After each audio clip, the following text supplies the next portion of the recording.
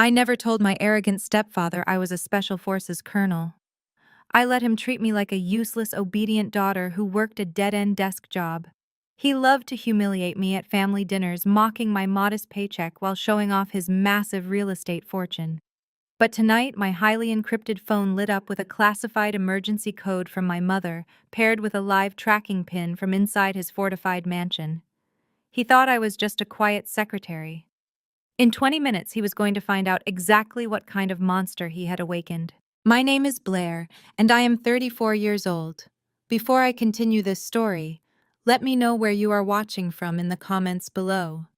Hit like and subscribe if you have ever had to hide your true strength from a toxic family member until the absolute perfect moment to strike back. To anyone on the outside, my life looked incredibly mundane. Whenever my family asked what I did for a living, I told them I handled administrative logistics for the federal government. It was the perfect boring cover story.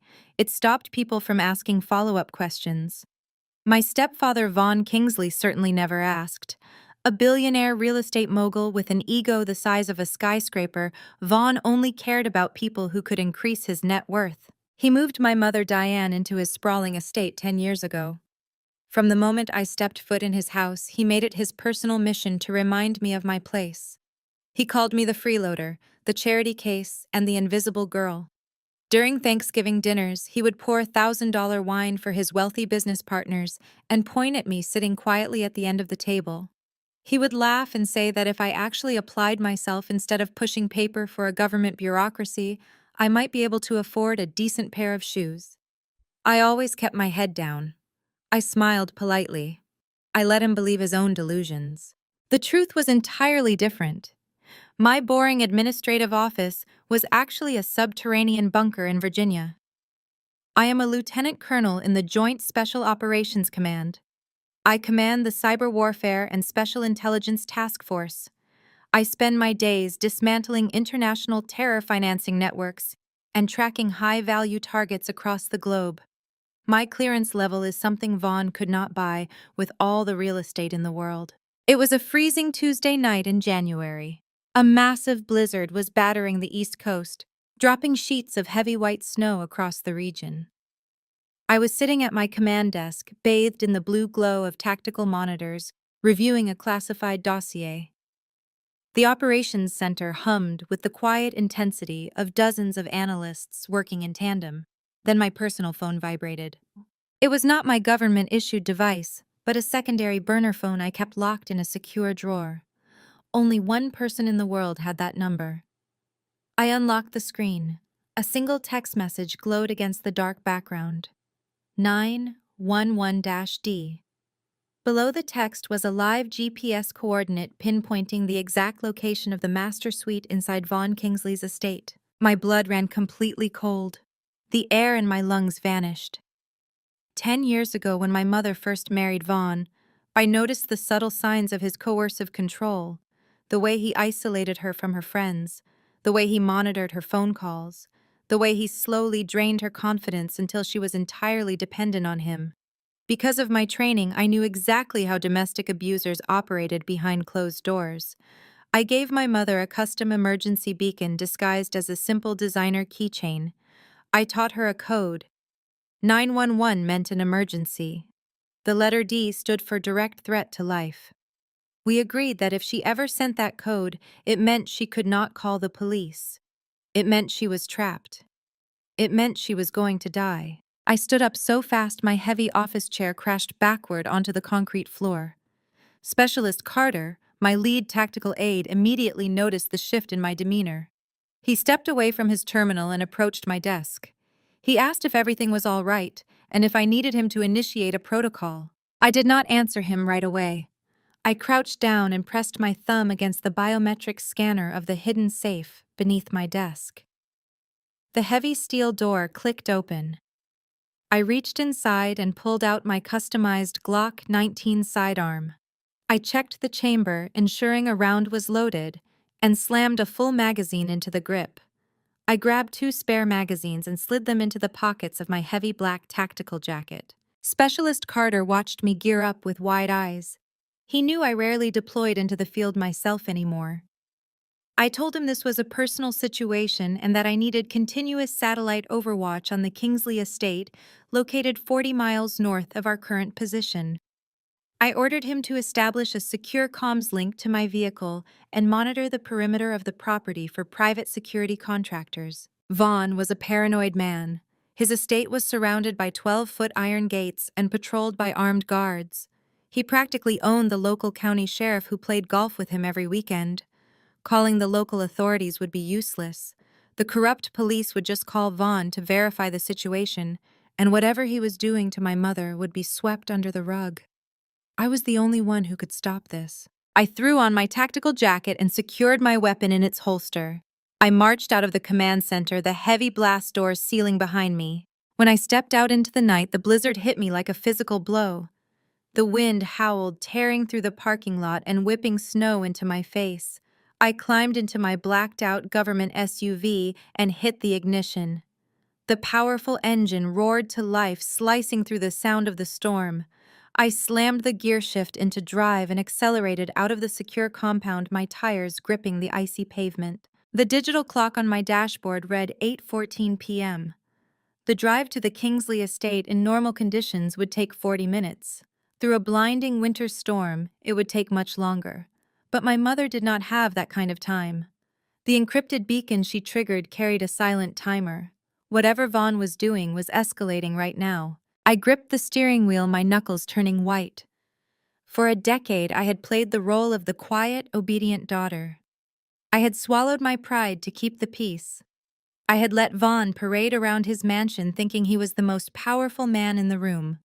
He thought he could do whatever he wanted to my mother behind those iron gates because nobody would ever dare to challenge him. I pressed my foot down hard on the accelerator, the heavy SUV tearing through the thick snow.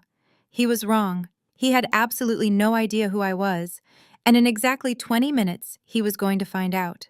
The tires of my government SUV chewed through the accumulating snow. The wipers fought a losing battle against the heavy white sheets falling from the black sky. I pushed the engine harder, ignoring the warning lights flashing on my dashboard as the vehicle slid and corrected on the ice. Every second that ticked by felt like a physical weight pressing against my chest. The secure comms unit embedded in my dashboard crackled to life. Specialist Carter's voice filled the cabin, crisp and urgent. "Colonel, I have satellite overwatch on the target location. Thermal imaging shows multiple heat signatures in the main living area, but there is an isolated signature in the upstairs master wing. That isolated signature had to be my mother." "Carter," I said, keeping my eyes locked on the treacherous winding road ahead. "Run a rapid financial diagnostic on Vaughn Kingsley. Do not stop there. Pull everything you can on his son-in-law, Dion. Dig deep into their corporate accounts." Dion was married to Sloane Vaughn's spoiled daughter. Sloane was the ultimate golden child, a woman who spent her days taking selfies at exclusive resorts and bragging about her perfect life. Dion fit perfectly into her fabricated reality. An African-American finance mogul with an Ivy League pedigree, Dion loved to wear custom-tailored suits and act like he was the smartest man in any room. He constantly offered me unsolicited financial advice at family gatherings, treating me like a pathetic charity case who barely knew how to balance a checkbook. There was a brief pause on the comms as Carter utilized our agency's backdoor access to global financial mainframes. The silence in the cabin was only broken by the howling wind and the roar of my engine. "Colonel, I am seeing major anomalies here." Carter reported, the tempo of his voice shifting. "Massive capital flight. We are talking about highly structured rapid-fire offshore wire transfers. They are routing through a labyrinth of shell companies in the Cayman Islands." "Are these Vaughn's corporate funds?" I asked, taking a sharp turn that sent the back end of my SUV sliding before the all-wheel drive caught the pavement. "No," Carter replied. "That is the disturbing part. The primary source of the capital is a series of private trusts. Specifically, trusts registered to your mother, Diane." My grip tightened on the steering wheel until my hands ached. Carter began listing the transactions. The amounts were staggering. hundreds of thousands of dollars moving in single synchronized bursts. Then he pulled up the recent expense reports connected to Dion and Sloan. Colonel Carter continued. The data shows that Dion and Sloan have been aggressively liquidating your mother's assets for the past 2 years. Those luxury vehicles, the designer wardrobes, the extensive European vacations they love to post online. None of it came from Dion's investment firm. His firm is practically insolvent. They have been funding their lavish lifestyle by systematically bleeding your mother dry. The sheer audacity of their deception made my blood boil. Sloan had spent the last 2 years putting on a theatrical performance for their social circle. She would post tearful videos talking about the heavy burden of taking care of her aging, sickly stepmother. She claimed she and Dion were graciously stepping up to manage my mother's affairs because I was too poor and too busy working my meaningless administrative job to help. They painted themselves as the wealthy, benevolent saviors of the family. In reality, they were parasites. They were using my mother as a personal ATM, draining the fortune my late biological father had left her. And now, based on the frantic velocity of these offshore transfers, Carter was tracking they were making their final move. They were liquidating the last of her massive trust. You do not move $50 million in the middle of the night during a blizzard unless you are planning to disappear or unless you are planning to cover up a murder. How much time until those offshore transfers clear? I demanded, burying the accelerator pedal to the floor. They are utilizing a delayed batching protocol to avoid triggering banking alarms, Carter explained. You have about 12 minutes before the funds hit international waters and vanish completely. That is all the time I need, I said. Keep the comms open and monitor local law enforcement channels. I reached the base of the private mountain road leading up to the Kingsley estate. The steep incline was covered in a thick layer of unplowed snow. I shifted the SUV into its lowest gear, forcing the heavy vehicle up the treacherous path. The engine whined in protest, but the military-grade tires found their purchase. Through the swirling whiteout conditions, the imposing structure of Vaughn's estate finally came into view. The property was a fortress. High stone walls flanked a massive set of wrought iron security gates. 2 private security cameras swiveled, tracking my approaching vehicle.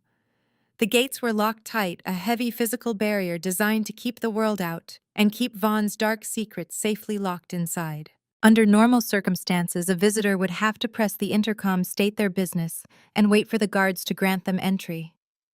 I did not have the luxury of time, and I had absolutely zero intention of asking for permission. I gripped the steering wheel tightly and braced my body against the seat. I did not hit the brakes, I hit the gas. The powerful engine roared as the heavy armored front end of my government SUV slammed straight into the center of the wrought iron gates. The metal buckled and shrieked under the massive impact, tearing free from the stone pillars in an explosion of sparks and shattered steel. I drove right over the wreckage, triggering a blaring security alarm that pierced the freezing night air.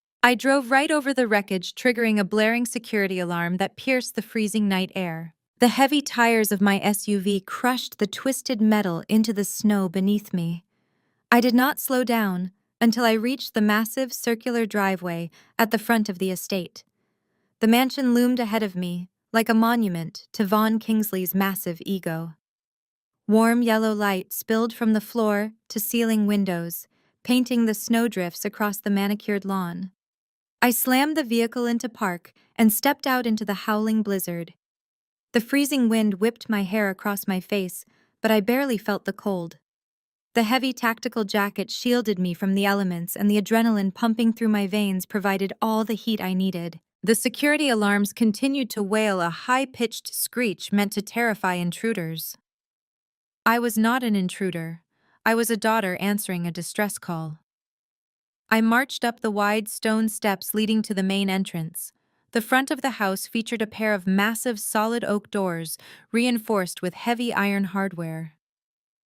Under normal circumstances, I would pick the lock or bypass the electronic keypad. Tonight, I had zero patience for subtlety. I planted my combat boot squarely against the center of the right door, right next to the locking mechanism. The sheer force of the tactical kick shattered the heavy deadbolt. The thick oak doors flew open with a violent crash, slamming against the interior walls. The transition from the raging blizzard outside to the opulent interior was jarring. The blaring security alarm cut off abruptly, likely disabled by someone inside the moment I breached the gate. I stepped into the grand foyer, shaking the snow from my jacket. The air inside smelled of expensive cologne, roasted meats, and aged wine. I walked past the marble entryway and into the massive formal living room. The scene before me was sickeningly perfect. A roaring fire crackled in the massive stone fireplace. Crystal chandeliers cast a warm, inviting glow over the space. Vaughn, Sloane, and Dion were hosting a high-end wine tasting. About a dozen wealthy investors and business partners stood around the room holding delicate crystal glasses. A hired sommelier stood near a long mahogany table pouring expensive vintage red wine. The entire room froze the moment I entered. The lively chatter and polite laughter died instantly. The wealthy guests turned to stare at me in absolute shock. I must have looked like a nightmare walking out of the storm. My heavy black tactical boots were tracking snow across the pristine Persian rugs. My dark jacket dripped with melting ice. My eyes scanned the room with the clinical precision of a predator hunting its prey. I was looking for one person: my mother. I mapped every face in the room in less than 2 seconds. She was nowhere to be seen. Diane was missing from her own house while her husband and stepdaughter entertained high society. The silence in the room was finally broken by a sharp, mocking laugh. It came from Sloane. She stepped away from a group of investors wearing a designer silk dress that cost more than most people made in a month. Her hair was perfectly styled and her makeup was flawless. Wow. The invisible sister finally crawls out of her studio apartment, Sloane announced, her voice echoing loudly across the silent room. She turned to her guests with a theatrical sigh. I am so sorry, everyone. This is my stepsister Blair. She has a bit of a flair for the dramatic. She usually stays hidden away working some boring government desk job, but I guess she smelled the expensive catering from across town. A few of the investors chuckled nervously, clearly uncomfortable but unwilling to offend their wealthy hosts. Dion stepped up beside his wife. He looked exactly like the arrogant finance mogul he pretended to be. He wore a custom-tailored three-piece suit that hugged his athletic frame perfectly. He swirled the dark red wine in his glass, looking me up and down with an expression of pure disgust. Need rent money, Blair? Dion asked, his voice dripping with condescension. He took a slow sip of his wine before continuing. Because if things are that tight, I can get you a job scrubbing the floors at my investment firm. The cleaning crew works night shifts, so you would not even have to talk to anyone. It would fit your antisocial personality perfectly. Sloane giggled, leaning into her husband's arm. The sheer arrogance radiating from the two of them was suffocating. They stood there performing for their wealthy audience, trying to humiliate me, using the exact same tactics they had used for the past 10 years. They expected me to lower my head. They expected me to shrink away in embarrassment or stumble over my words. They expected the quiet, obedient failure of a daughter to apologize for interrupting their very important evening. I did none of those things. I did not even look at them. I completely ignored their taunts. They were nothing but irrelevant noise. My focus remained entirely on the man standing at the center of the room. Vaughn Kingsley watched me approach with a look of mild amusement. He held his wineglass casually, his posture relaxed. He believed he was completely untouchable. I marched straight through the crowd of investors. They parted for me instinctively, sensing the dangerous energy radiating from my every step. I did not stop until I was standing directly in front of Vaughn. I stepped into his personal space, stopping mere inches from his chest. I looked up into his cold, calculating eyes. "Where is my mother?" I demanded. My voice was low, steady, and carried absolutely zero fear. Vaughn did not flinch. He looked down at me, a wicked, arrogant smirk spreading across his face. He found my defiance highly entertaining. He slowly raised his right hand, holding it up in the air beside his face. He did not answer my question. Instead, he simply snapped his fingers. The sharp sound of his fingers snapping echoed across the high, vaulted ceiling of the living room. Immediately, the heavy mahogany doors leading to the east wing swung open. Out of the dimly lit corridors, 4 massive men stepped into the warm light of the chandeliers. They moved with the synchronized precision of highly paid private military contractors. They were dressed in tailored dark suits that barely concealed the bulky tactical vests worn underneath. The distinctive bulge of shoulder holsters showed clearly beneath their suit jackets. Coiled, transparent earpieces wrapped tightly around their necks, disappearing behind their shirt collars. They did not walk. They marched. Within seconds, the 4 giants formed a tight, restrictive perimeter around me. They crossed their thick arms over their chests, staring down at me with absolute contempt. The wealthy investors in the room gasped and took several steps backward, giving the security team a wide berth. The hired sommelier quickly gathered his expensive wine bottles and retreated to the kitchen. I stood completely still inside the circle of muscle. I did not flinch. I did not step back. I kept my eyes locked directly on Vaughn. Vaughn swirled his wine with a theatrical sigh, shaking his head as if dealing with a disobedient toddler. He looked at the imposing guards and then back down at me. His arrogant smirk deepened into a full display of mockery. "Your mother is resting, Blair," he said, his voice dripping with fake paternal concern.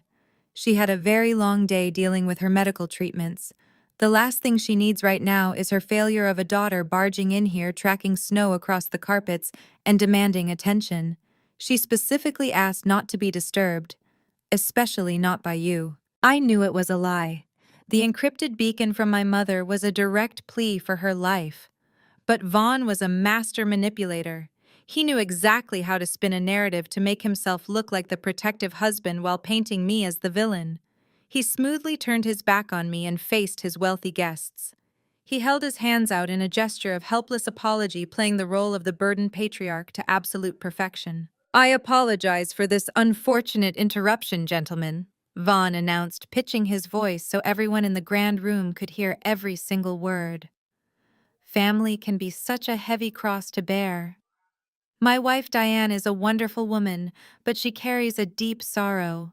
She weeps constantly over Blair. It breaks my heart to see my wife cry late at night, devastated by the sheer mediocrity of her own flesh and blood. Sloane stepped forward, linking her arm through her father's. She put on a masterful display of fake sympathy, frowning at me as if I were a tragic accident. "It is true," Sloane chimed in, looking at the investors with wide, innocent eyes. "We have tried so hard to help her. We offered to pay for her to go back to school. We offered to get her therapy. But she just wants to stay stuck in her little administrative job, resenting us for our success.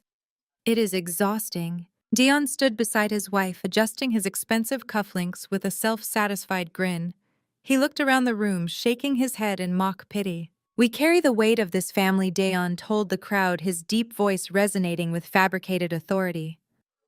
"Sloane and I work day and night to keep the Kingsley legacy alive and expanding. We manage the trust. We handle the investments. We ensure Diane receives the best care money can buy.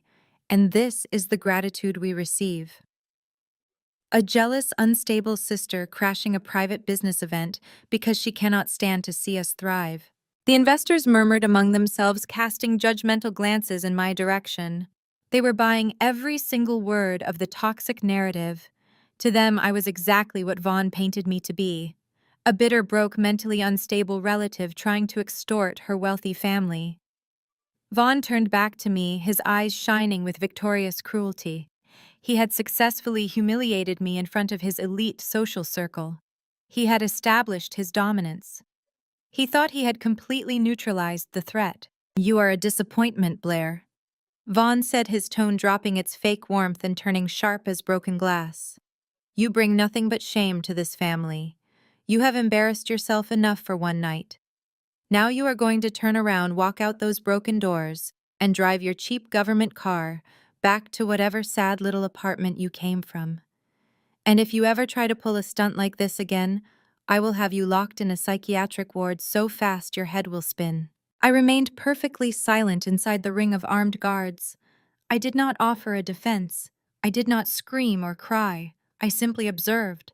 My military training automatically kicked into high gear, calculating the physical threats surrounding me. The guard to my left was favoring his right knee, likely an old injury. The guard behind me was standing too close, throwing off his own center of gravity. The guard to my right had his suit jacket buttoned, which would delay his draw speed by at least a full second. They thought my silence was submission. They thought the heavy odds had finally broken my spirit. Vaughn gave a subtle nod to the lead security contractor, a massive man with a thick beard and a scar running down the side of his neck. The man cracked his knuckles and stepped directly into my personal space. He loomed over me, using his sheer physical size to try and force me into submission. The lead guard raised his massive arm and brought his heavy hand down hard on my shoulder. His fingers dug aggressively into my tactical jacket, applying a painful downward pressure meant to force me toward the exit. "Time to leave, little girl." The guard sneered, his hot breath washing over my face. I looked down at the heavy hand resting on my shoulder. Then I slowly raised my gaze to meet the guard's eyes. I did not blink. I did not breathe. All the feigned compliance, all the years of playing the quiet, invisible daughter evaporated in a single heartbeat. The mask was officially off. My eyes turned dead cold. My eyes turned dead cold. The lead guard expected me to shrink away from his heavy hand. He expected the natural flinch response of a terrified civilian. Instead, I moved with a sudden explosive violence that his brain could not process in time. In close quarters, combat speed is an illusion. Efficiency is what neutralizes a threat. I trapped his thick hand against my shoulder with my left arm locking his fingers firmly in place. I stepped sharply to the right, twisting my hips and driving my entire body weight downward. The sudden torque forced his elbow into an unnatural hyperextended angle. With a sharp upward strike of my right palm, I snapped the joint. A wet, sickening crunch echoed over the soft classical music playing in the background. The lead guard did not even have time to scream before I drove the heel of my boot straight down into his kneecap, sending him collapsing onto the pristine Persian rug. 2 seconds had passed. The guard directly behind me, the one who had made the tactical error of standing entirely too close, lunged forward to grab my waist. I did not turn around. I simply dropped my center of gravity and drove a devastating backward elbow straight into his throat. The strike was mathematically precise. I felt the cartilage of his trachea yield under the impact. He dropped to the floor, instantly clutching his neck and gasping for air, his face turning a deep shade of purple as he fought for oxygen. 4 seconds. The third guard stationed to my right completely panicked. His hand scrambled beneath his tailored suit jacket, reaching desperately for his shoulder holster. But just as I had calculated earlier, his buttoned jacket delayed his draw by a crucial fraction of a second. He was fumbling with the expensive fabric when I closed the distance between us. I grabbed the lapels of his suit, pulling him violently forward off balance, while simultaneously sweeping his legs out from under him. As he fell backwards into the heavy mahogany dining table, I drove my knee with pinpoint accuracy directly into his sternum. The impact cracked his ribs and knocked the air completely from his lungs, rendering him paralyzed on the floor. 6 seconds. The final guard, the massive man favoring his bad right knee, hesitated. That hesitation cost him everything. He reached for his weapon, but his eyes were wide with sudden terror, having just watched 3 highly trained military contractors dismantled by a woman half his size.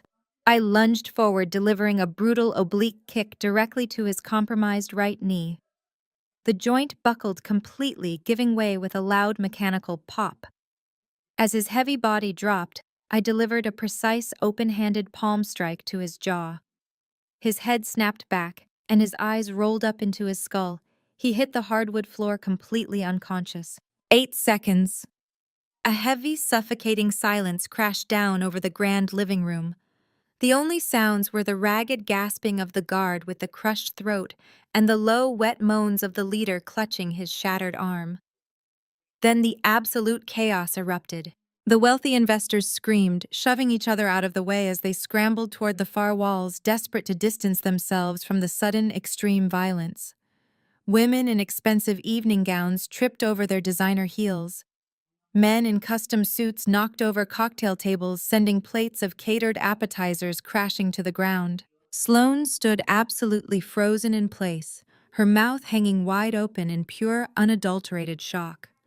The delicate crystal wine glass slipped from her perfectly manicured fingers. It hit the marble tile and shattered into 100 jagged pieces, sending a pool of expensive dark red wine bleeding across the white floor. Her pristine fabricated reality had just been violently ripped to shreds right in front of her eyes. Dion lost his sophisticated, polished facade in an instant. The calm, arrogant finance mogul disappeared, completely replaced by a terrified, frantic man backing away from me. He pointed a shaking finger in my direction, his chest heaving. "You are a psycho!" Dion yelled, his voice cracking with panic over the screams of the investors. "You belong in a psychiatric ward. You are completely insane, just like your mother. You belong locked up in a padded cell." I did not flinch at his words. I did not raise my voice to argue. I did not even turn my head to acknowledge his existence. Dion and Sloane were completely irrelevant to my operational objective. They were nothing but noise. I stepped right over the groaning bodies of the security contractors, my heavy combat boots leaving faint tracks of melted snow and spilled wine across the expensive flooring. I reached inside the chest holster of my tactical jacket. My fingers wrapped around the familiar textured grip of my Glock 19. I drew the weapon in one fluid, aggressive motion, lifting it from its holster and racking the slide with a sharp metallic clack that silenced the screaming investors instantly. The sound of a live firearm being chambered carried a universal language of absolute authority.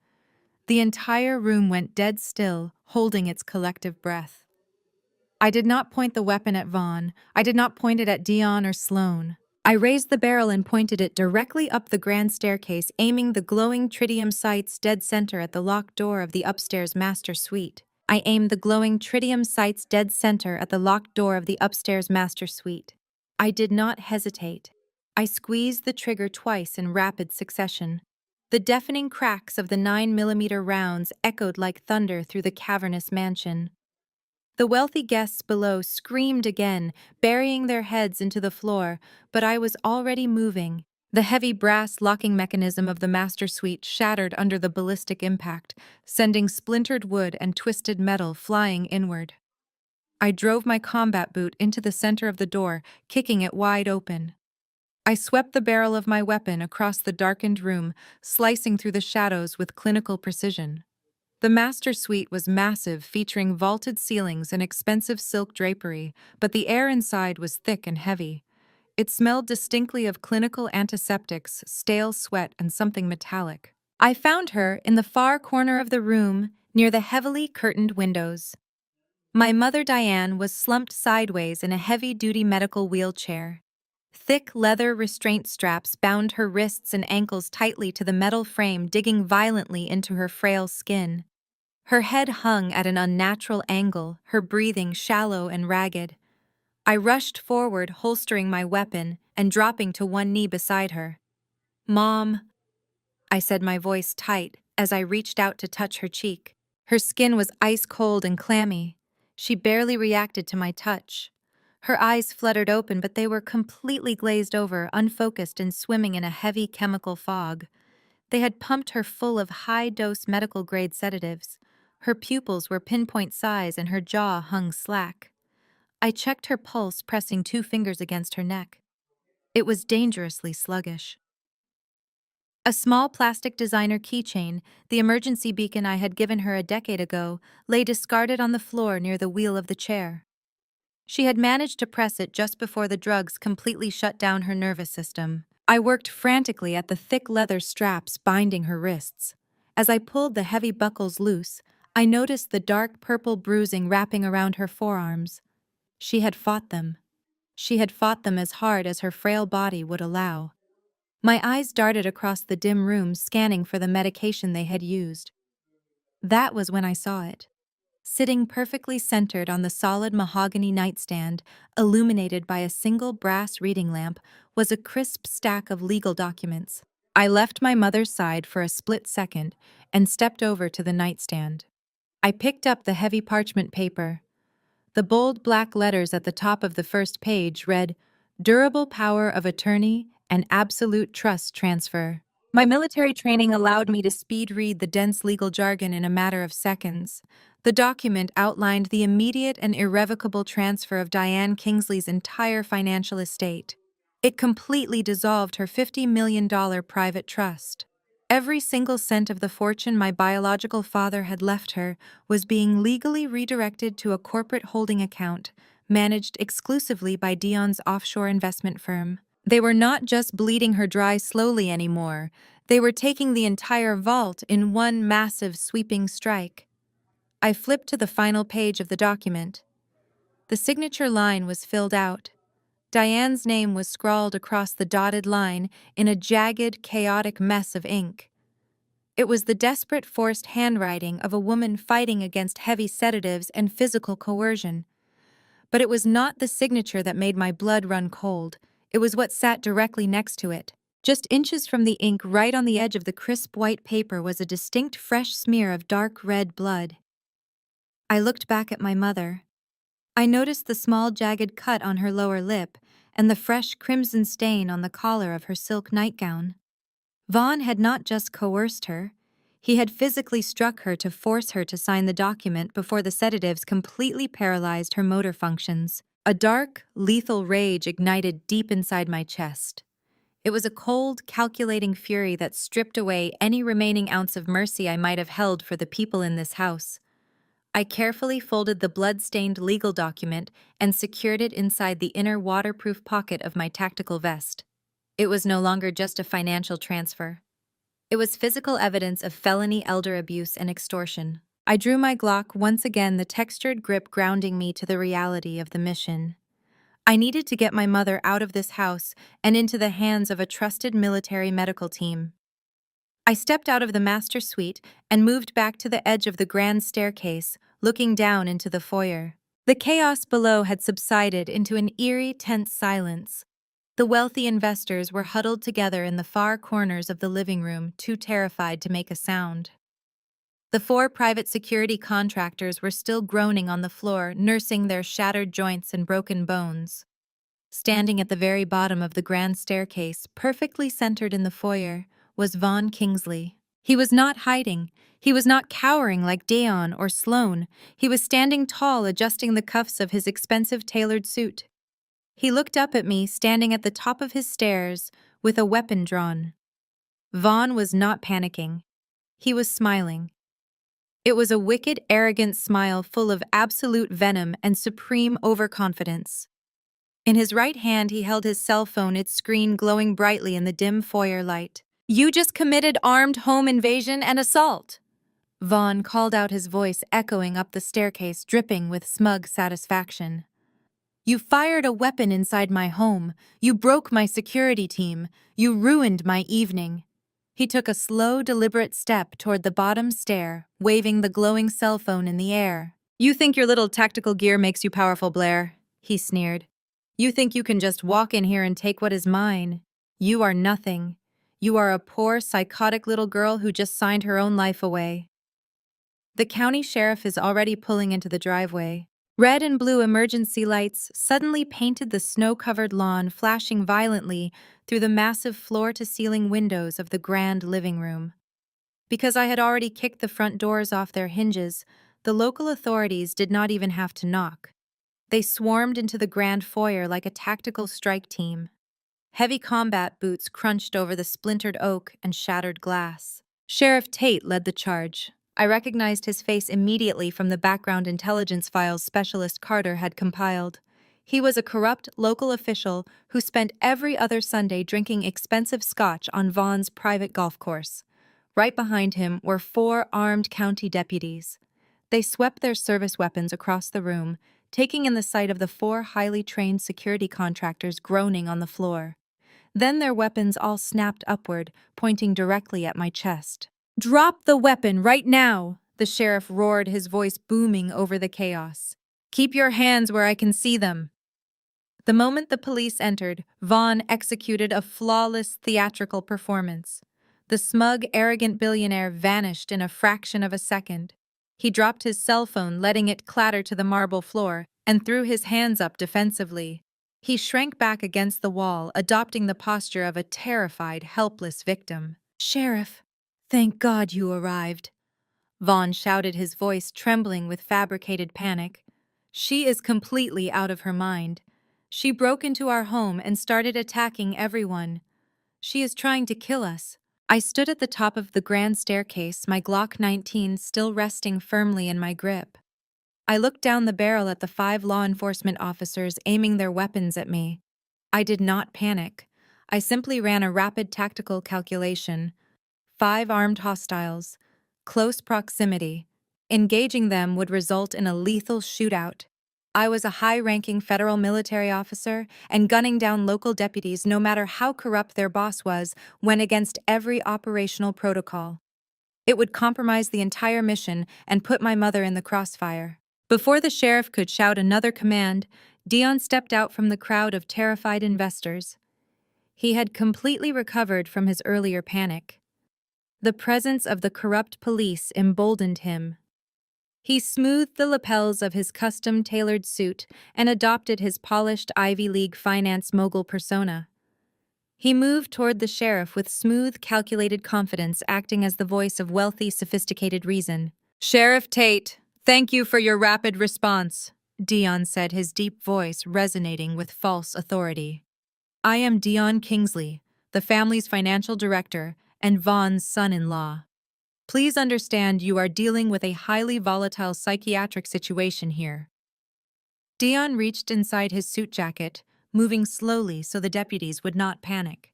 He pulled out a crisp manila folder and handed it directly to the sheriff. "My mother-in-law, Diane, is suffering from end-stage Alzheimer's disease," Dion explained. His face twisted into a mask of deep, tragic sorrow. "She had a severe clinical episode tonight and unfortunately hurt herself in her confusion. We had to secure her upstairs for her own medical safety while we waited for a private ambulance." He gestured vaguely up the stairs toward me. "But her daughter Blair here has a long documented history of severe psychological issues," Dion continued, shaking his head in mock pity. "She has always been bitterly jealous of our financial success. She works a dead-end government admin job and resents everything we have built. She burst in here tonight in a violent, delusional rage. She shot the locks off the doors and started assaulting our security team. She is trying to extort us for her mother's trust fund." Sloane seized the opportunity to join the performance. She rushed to Dion's side, burying her face in his shoulder and sobbing hysterically. "She pointed a gun at my father," Sloane cried out, her voice shaking with fake terror. "She said she was going to execute all of us if we did not wire millions of dollars into her bank account. Please, officer, do not let her hurt my family." The sheriff did not even bother opening the manila folder Dion handed him. He did not need to read the fake medical records. He was already bought and paid for by Vaughn's real estate empire. He looked up at me, his eyes narrowing with aggressive authority. "You heard the man," the sheriff shouted, aiming his weapon directly at my head. "Put the firearm on the ground right now or we will use lethal force. This is your last warning." I stood perfectly still. I looked at Dion, who was staring back at me with a sickening, victorious smirk. He genuinely believed his expensive suit and his polished vocabulary had outsmarted me. He believed his fabricated narrative had trapped me in a corner. He thought I was just a desperate poor sister who had let her emotions ruin her life. He was incredibly wrong. In intelligence warfare, letting the enemy believe they have won is often the most effective way to spring the final trap. If I fought back now, they could shoot me and claim self-defense. If I surrendered, they would move forward with their plan to wire the $50 million offshore, thinking the threat was entirely neutralized. They would walk blindly right into the digital snare my cyber command center was currently wrapping around their entire financial existence. I locked eyes with Vaughn, reading the absolute triumph radiating from his face. Then I slowly bent my knees. I kept my movements deliberate and non-threatening. I placed my custom Glock 19 onto the carpet at the top of the stairs. I stood back up and raised my empty hands high into the cold air. "Move," the sheriff barked to his deputies. "Secure the suspect." 3 deputies rushed heavily up the grand staircase. They did not treat me gently. One grabbed me by the shoulder and slammed me hard against the wall, pinning my face against the expensive wallpaper. Another wrenched my arms violently behind my back. I did not resist. I let my muscles go completely slack, playing the role of the defeated broken daughter to absolute perfection. The cold, heavy steel of the police handcuffs bit harshly into my wrists. The ratchet mechanism clicked loudly as they secured the restraints, locking my hands together behind my back. The deputies shoved me roughly down the grand staircase, my combat boots thudding heavily against the mahogany steps.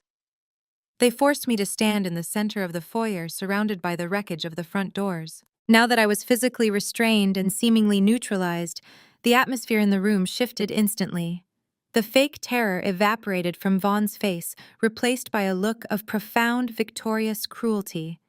He stepped closer to me, smoothing his expensive tie. "Thank you, deputies," Vaughn said, his voice returning to its normal, arrogant cadence. "You have saved my family from a very dangerous woman. I will be sure to mention your bravery to the mayor at the country club tomorrow." Sloane, seeing that the physical threat was gone, dropped her crying act entirely. She walked right up to me, her designer heels clicking sharply against the marble floor. She crossed her arms and looked me up and down with absolute disgust. "You really thought you could come in here and play the hero?" Sloane sneered, her voice loud enough for the deputies to hear. "You are pathetic, Blair. You have always been pathetic. You sit in your tiny apartment clipping coupons and pretending you are morally superior to us. It is exhausting dealing with a crazy, broke sister who cannot handle her own failures. Mom is sick and we are the only ones taking care of her while you throw violent tantrums." She turned to the sheriff, flashing him a dazzling, appreciative smile. "I hope you lock her away for a very long time," Sheriff Sloane said sweetly. "She needs serious psychiatric help." Dion moved in next, standing so close I could smell the expensive scotch on his breath. He leaned in ostensibly to check if I was securely handcuffed, but he lowered his voice so only I could hear his venomous whisper. "You lose, little girl," Dion hissed directly into my ear. "You thought you could outsmart me, but you are going to rot in a holding cell tonight. While you are sitting on a concrete bench, I am going to execute the offshore wire transfer. I am going to buy a brand new yacht with your mother's trust fund, and I might even name it after you." I did not pull away from him. I did not struggle against the heavy steel cuffs biting into my wrists. I looked Dayon dead in the eyes and smiled. It was a cold, predatory smile that made him involuntarily take a half step backward. He expected me to be screaming or crying. My absolute calm terrified him. I turned my attention entirely away from Dayon, focusing directly on the corrupt sheriff, who was currently writing down my physical description on a notepad. "Sheriff Tate," I said, my voice projecting clearly across the quiet foyer. "Before you book me into the county jail, you are required by federal law to officially scan my primary identification." The sheriff looked up from his notepad, scoffing loudly. He walked over to me, shaking his head in mock pity. "I know who you are, lady," the sheriff grunted. "You are Vaughn Kingsley's crazy stepdaughter. I do not need to scan your ID to know you are going to be facing a judge for armed home invasion." "It is not a request, Sheriff," I stated firmly, locking my eyes onto his. "It is federal protocol. My identification is in the left breast pocket of my tactical jacket. If you transport me without scanning it, your entire department will be facing a federal obstruction charge by morning." Vaughn laughed, a harsh, booming sound that echoed through the room. "Listen to her," Vaughn mocked, gesturing toward me. "She thinks she is a lawyer now. Just book her, Sheriff. She is delusional." The sheriff rolled his eyes, visibly annoyed by my persistence. He clearly just wanted to process the arrest and get back to pleasing his wealthy benefactor. But my unwavering confidence and the specific mention of federal charges made him hesitate just enough. "Fine," the sheriff muttered, stepping closer.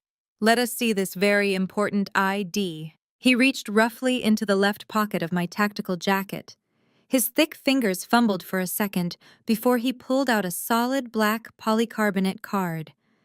It did not look like a standard driver's license.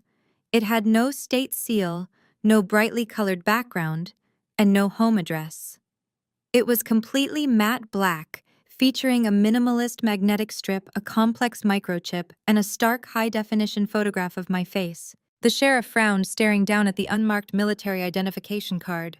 He looked confused by its heavy weight and lack of standard civilian markings. He pulled a mobile dispatch scanner from his utility belt, a device linked directly to state and federal databases.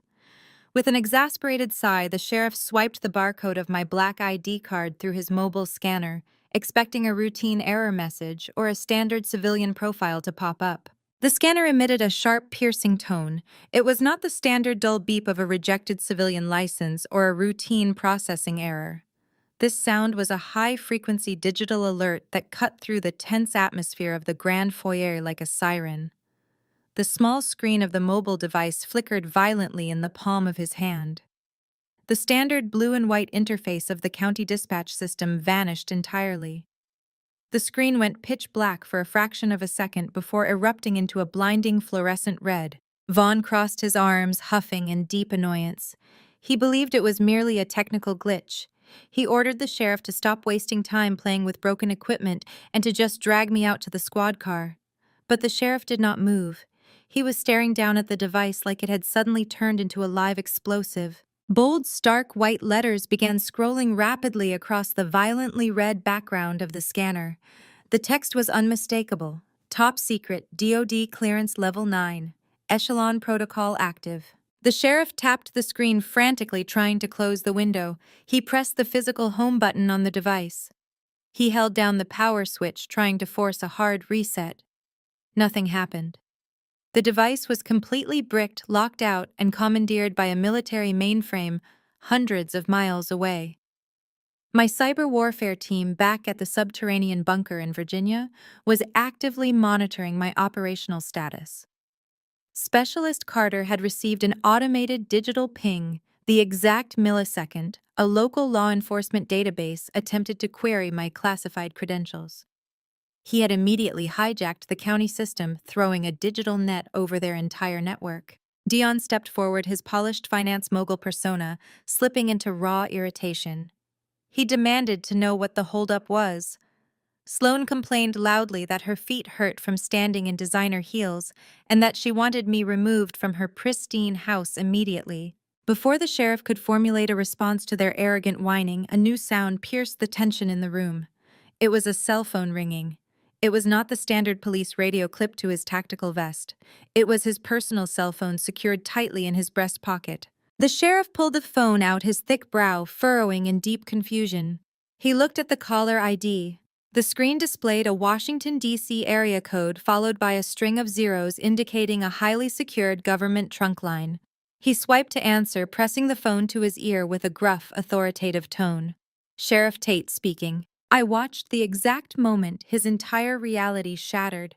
It happened in agonizing slow motion. The booming voice on the other end of the line was a harsh military bark, carrying a frequency of absolute command. It was a 3-star general from the Pentagon.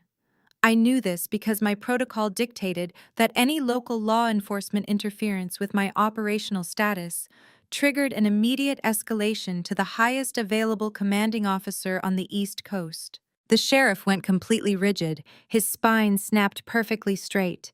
The arrogant local cop who thought he owned this county, who drank expensive scotch with corrupt billionaires, was suddenly reduced to a trembling subordinate. "Yes, sir," the sheriff said, his voice losing all of its previous bravado.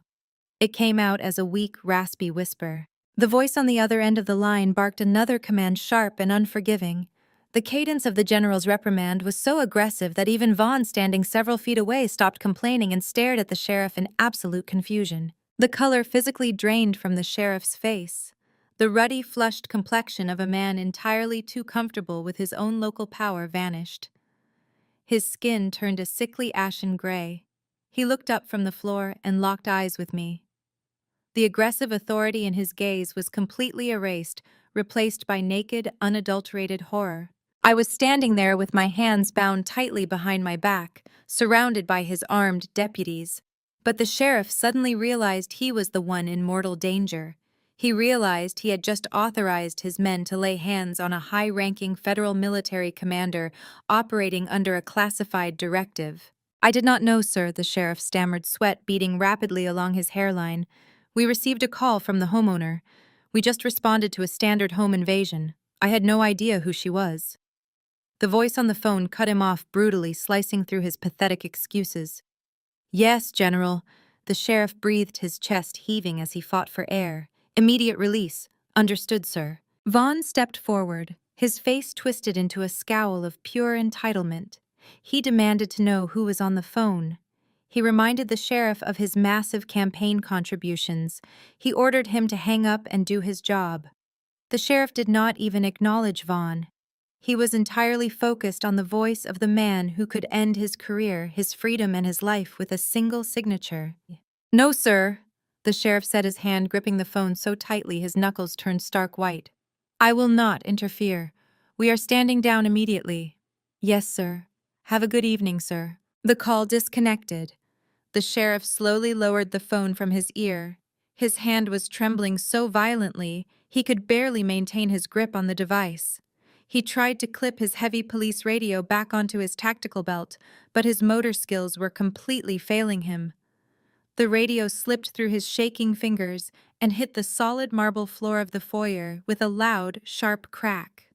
The plastic casing splintered, but he did not bend down to retrieve it. He simply left it lying in the spilled wine and melted snow. Sheriff, what is the meaning of this? Vaughn roared, his patience entirely exhausted. I gave you a direct order to remove this psychotic woman from my property. Arrest her right now. The sheriff ignored the billionaire completely.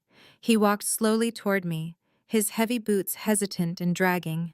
Every step he took was laced with sheer terror. His deputies exchanged nervous, confused glances, gripping their weapons but unsure of what to do next. Their commanding officer had just been mentally broken in front of them in less than 60 seconds. The sheriff stopped directly in front of me. He avoided making eye contact. He looked down at my heavy steel handcuffs. He reached to his duty belt and fumbled for his keys. The metal rings jingled loudly, betraying how badly his hands were shaking. He slid the small key into the locking mechanism of the cuffs. With 2 quick clicks, the heavy steel restraints fell away from my wrists, hitting the marble floor with a heavy metallic clang. I slowly brought my arms forward, rubbing the deep red indentations on my skin. I rolled my shoulders, stretching the muscles in my upper back. I did not say a single word. I simply watched him. The sheriff took 3 rapid steps backward, putting immediate distance between us. He held his hands up open and empty, showing absolute submission.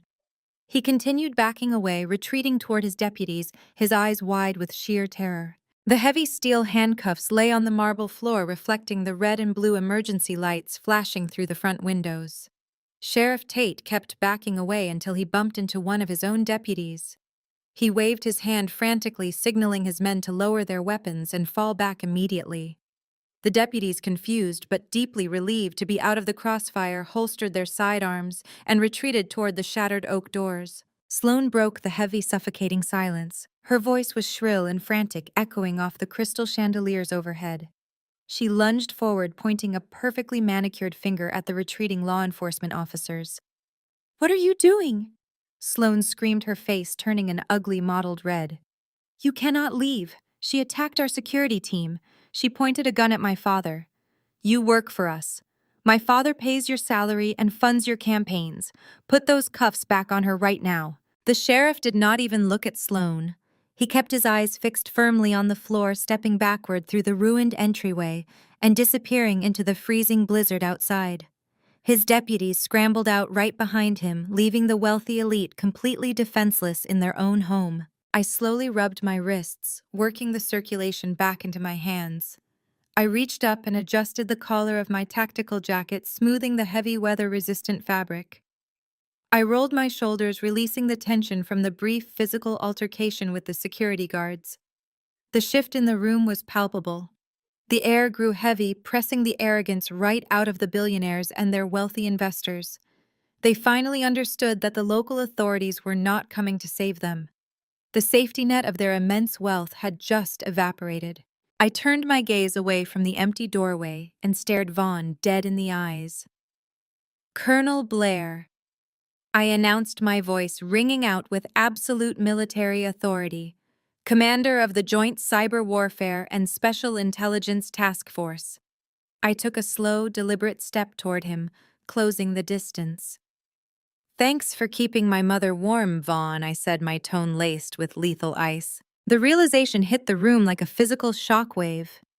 I watched the meticulously constructed reality of the Kingsley family shatter into a million jagged pieces right in front of my eyes. The silence that followed was absolute and terrifying. For 10 years, they had mocked me. They had created an entire fictional narrative about my life to make themselves feel vastly superior. They called me the invisible sister. They called me the loser secretary. I remembered sitting at their lavish Thanksgiving dinners listening to them joke about my modest clothes and my dead-end administrative job.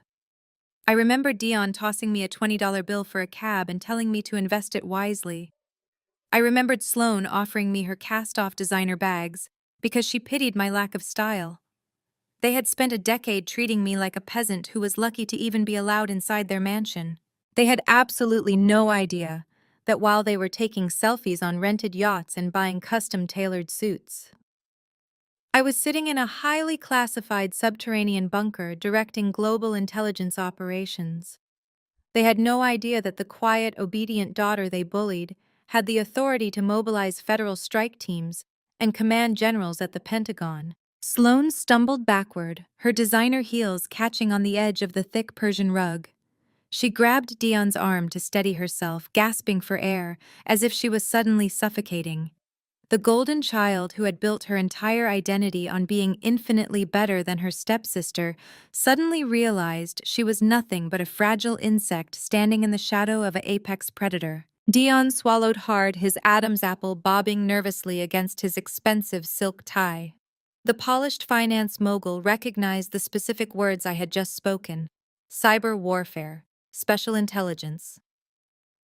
As an investment banker, Dion understood exactly what kind of access and absolute power those military divisions commanded.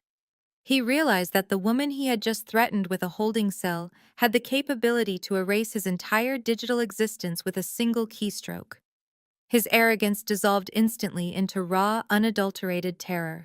But Vaughn Kingsley was an entirely different kind of monster. He was a ruthless real estate tycoon who had spent his entire adult life bullying, bribing, and crushing anyone who stood in his way. His massive, narcissistic ego simply could not process defeat. He could not accept that the stepdaughter he had physically and emotionally abused for a decade held absolute power over his fate. The shock on Vaughn's face rapidly morphed into a twisted, psychotic rage. The thick veins in his neck bulged against his collar. He refused to lose to me. He refused to surrender his empire to a woman he considered completely beneath him. Vaughn reached violently into the inner pocket of his tailored suit jacket. He pulled out a folded piece of heavy parchment paper. It was his personal duplicate copy of the durable power of attorney, the exact same document I had found upstairs next to my mother's sedated body. He whipped it open, his hands shaking with furious adrenaline. The dark smear of my mother's blood was clearly visible next to her forced signature, proving she had fiercely resisted signing both copies before the sedatives took hold. "I do not care if you are the President of the United States!" Vaughn snarled, his voice vibrating with desperate venom. He waved the bloodied document in the air, brandishing it like a shield. "This signature is legally binding. Diane signed it in front of witnesses. The trust is mine. You have absolutely no jurisdiction over private family finances, Colonel." Vaughn spun around wildly, locking his bloodshot eyes on his son-in-law. Dion was still paralyzed by fear, gripping his wife's arm and staring at me. Dion Vaughn screamed, spraying saliva across the marble floor. "Execute the wire transfer to the Caymans right now. Move the 50 million. Do it before she locks us out." Dion snapped out of his terrified paralysis the moment Vaughn barked the order.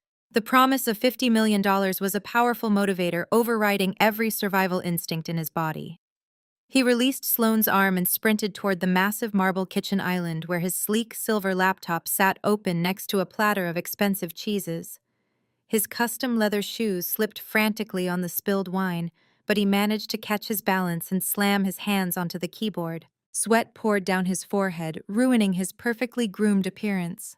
His fingers flew across the keys with desperate speed. As an investment banker managing high-yield portfolios, Dion understood the intricate mechanics of international finance better than anyone else in the room. He knew exactly how the offshore routing systems worked. If he could authorize the digital transfer and push the funds past the domestic banking gateways, the $50 million would disperse into a decentralized labyrinth of Cayman Islands shell companies. Once the money crossed international borders, it became a ghost. He knew that even a high-ranking military commander would need international warrants and months of bureaucratic red tape to trace the funds. It was his only ticket out of this nightmare. It was his golden parachute. Sloane rushed to his side, hovering over his shoulder. She gripped the edge of the marble island, her perfectly manicured nails tapping frantically against the stone. "Hurry, Dion," she urged, her voice shrill and desperate. "Just press send and we can leave. We can get on a private flight tonight." Vaughn stood in the foyer, still clutching the bloodied legal document.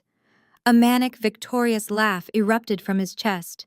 He genuinely believed his wealth and his lawyers could shield him from the consequences of tonight. He thought he had outsmarted a federal military operation, using nothing but a forced signature and an internet connection. Dion logged into his highly secured banking portal, bypassing the two-factor authentication protocols with trembling hands. As the dashboard loaded, displaying the massive stolen trust fund balance, his confidence suddenly returned. The glowing numbers on the screen restored his massive ego. Behind a keyboard, he felt invincible again. He was in his element. The polished, arrogant finance mogul resurfaced, masking the terrified man who had cowered just moments ago. He looked up from the screen and locked eyes with me across the room. A greasy, defiant smirk stretched across his face. "You might have an army backing you up, Blair." Dion shouted, his fingers preparing to execute the final authorization command. "But you are out of your jurisdiction here. This is private wealth management. You have guns and tactical gear, but I have a Wharton degree. I move capital for a living. I know loopholes your government hackers do not even know exist." He hit the return key, submitting the final clearance codes to initiate the mass transfer. The loading icon appeared on his screen, spinning in a bright blue circle as the banking servers processed the massive $50 million request. "Money moves faster than bullets," Colonel Dion sneered, dripping with condescension. "By the time your people figure out what gateway I used, this cash will be completely untraceable. You lose." The wealthy investors remaining in the room held their breath, waiting for my reaction. They expected me to charge across the room. They expected me to tackle Dion to the floor or point my weapon at his head and demand he cancel the transfer. They expected panic. I gave them absolutely nothing. I did not unholster my Glock. I did not take a single step toward the kitchen island. I did not raise my voice or show a single ounce of concern. I simply stood there, bathed in the warm light of the crystal chandeliers, holding my ground with perfect military discipline. Letting an arrogant enemy believe they have secured a victory is the most effective way to shatter them completely. I unzipped the heavy waterproof pouch on the chest of my tactical vest. I reached inside and pulled out a ruggedized military-grade tablet. The casing was thick, matte black carbon fiber designed to withstand combat drops and extreme temperatures. The screen was already active, glowing with lines of dense encrypted code streaming across a dark interface. I held the tablet in my left hand. I did not look at Vaughn. I did not look at Sloane. I kept my eyes fixed entirely on Dion, watching the desperate hope radiating from his sweating face as he waited for the transaction-approved message to appear on his laptop. I raised my right hand and hovered my index finger directly over the glowing red command prompt on my tablet screen. I did not say a word. I simply tapped the glass once. The blue spinning loading circle on Dion's laptop screen suddenly stuttered. It froze completely mid-rotation. A harsh mechanical buzz erupted from the internal speakers of his sleek silver machine. The pristine white interface of his offshore banking portal warped, fracturing into jagged lines of distorted pixels. Dion slammed his palm against the side of the laptop. He furiously punched the escape key, his eyes wide with frantic urgency. "The network is dropping!" Dion yelled, his voice cracking. "Sloane, go check the main fiber optic router. Do it right now." Sloane did not move. She was too terrified of the energy shifting in the room to take a single step. She just stood there, gripping the edge of the marble island, staring blankly at the glitching screen. I lowered my tactical tablet and slid it back into the waterproof pouch on my chest rig. I took a slow, deliberate step toward the massive kitchen island. The heavy thud of my combat boots echoed through the grand living room. The wealthy investors backed away, pressing themselves against the walls, giving me a wide, unobstructed path to my target. "You really think a Wharton degree means anything in my world, Dion?" I asked, my voice cutting through his rising panic like a serrated blade. "You move capital for spoiled billionaires trying to dodge federal taxes. You play with algorithms designed by banking interns." I took another slow step, closing the distance. "I command the Joint Cyber Warfare Task Force." I continued, locking my eyes onto his sweating face. "While you and my stepsister were flying first class to Aspen and charging $50,000 shopping sprees in Paris to my mother's stolen credit lines, I was hunting shadow money in active war zones. I spend my days dismantling international terror financing networks. I crack syndicates that move billions of dollars through the dark web to fund illicit weapons trades. Your little Cayman Islands routing system is a textbook amateur move. It is a child playing with a piggy bank." Dion ignored me, his fingers flying across his keyboard as he tried to force a manual override. He opened a command terminal, his eyes darting across the screen as he typed in desperate backup codes. The polished African-American finance mogul who loved to flaunt his wealth and mock my modest paycheck was completely unraveling.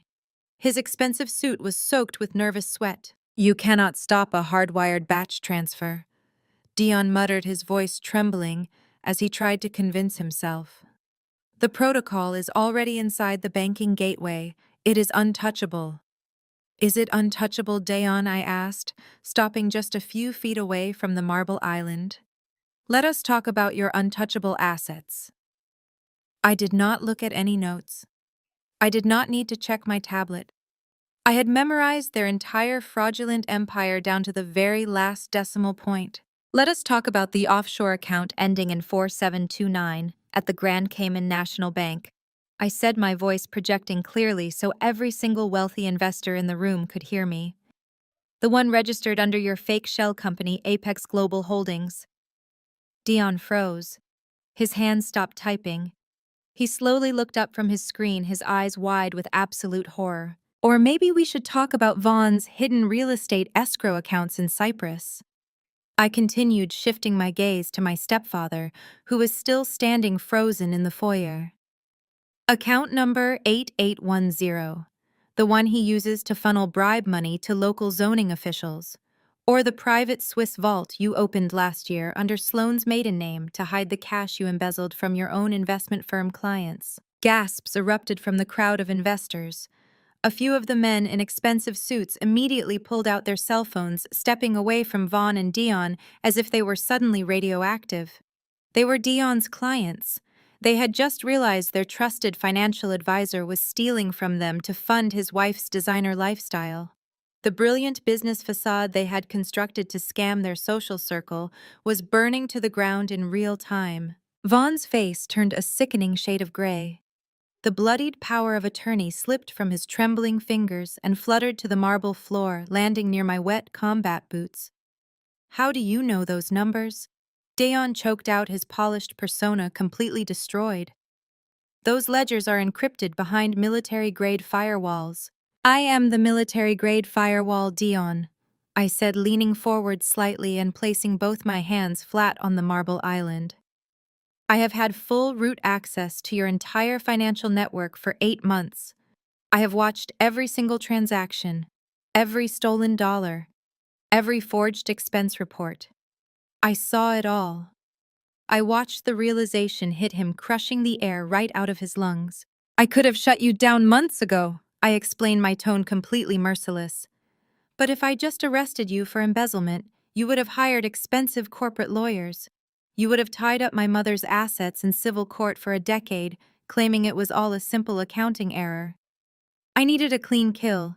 I needed you to commit a definitive, undeniable federal crime. I needed you to attempt a wire fraud of massive proportions across international borders using an extorted signature."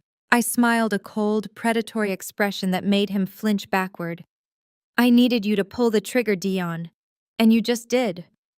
At that exact second, a deafening digital screech blasted from Dion's laptop. The screen flashed violently, casting a harsh red glow across his sweating face. The banking interface completely dissolved. In its place, a massive black window appeared displaying a single glowing red text box. Fatal error. Unauthorized access protocol. Network severed. Dion grabbed the edges of the laptop, his knuckles turning stark white. He hammered the keyboard, frantically hitting the enter key over and over again, but the machine was completely dead. The red glow illuminated the absolute despair in his eyes. What did you do? What did I do? Dion? I repeated his panicked question, letting the words hang in the heavy air of the grand living room. I did exactly what I was trained to do. I executed a localized malware payload directly into your internal network. I used my military clearance to trigger a Title X cyber directive.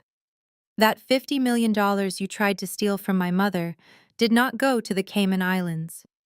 It was intercepted by a federal gateway and diverted straight into a secured digital evidentiary vault at Fort Meade.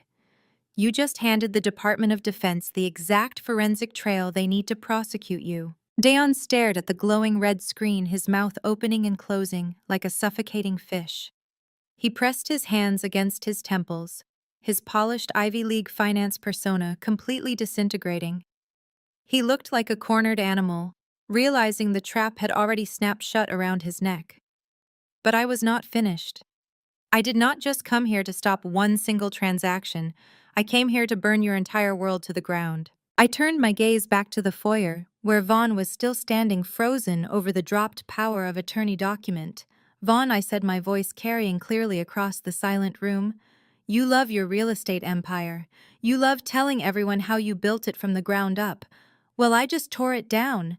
My cyber team executed a hard freeze on every single one of your corporate holdings. Vaughn shook his head, his face turning a sickly shade of gray. You cannot do that, he whispered weakly. You do not have the authority. I have absolute authority, I corrected him sharply.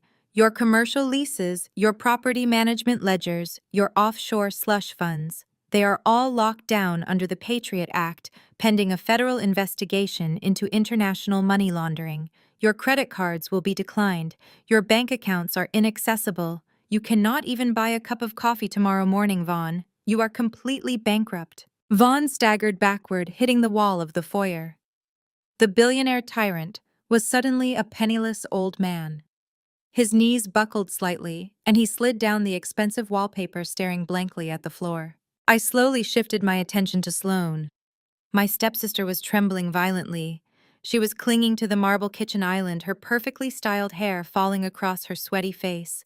She looked from her father to her husband, waiting for one of the powerful men in her life to fix this nightmare. She had spent her entire adult life believing she was untouchable royalty.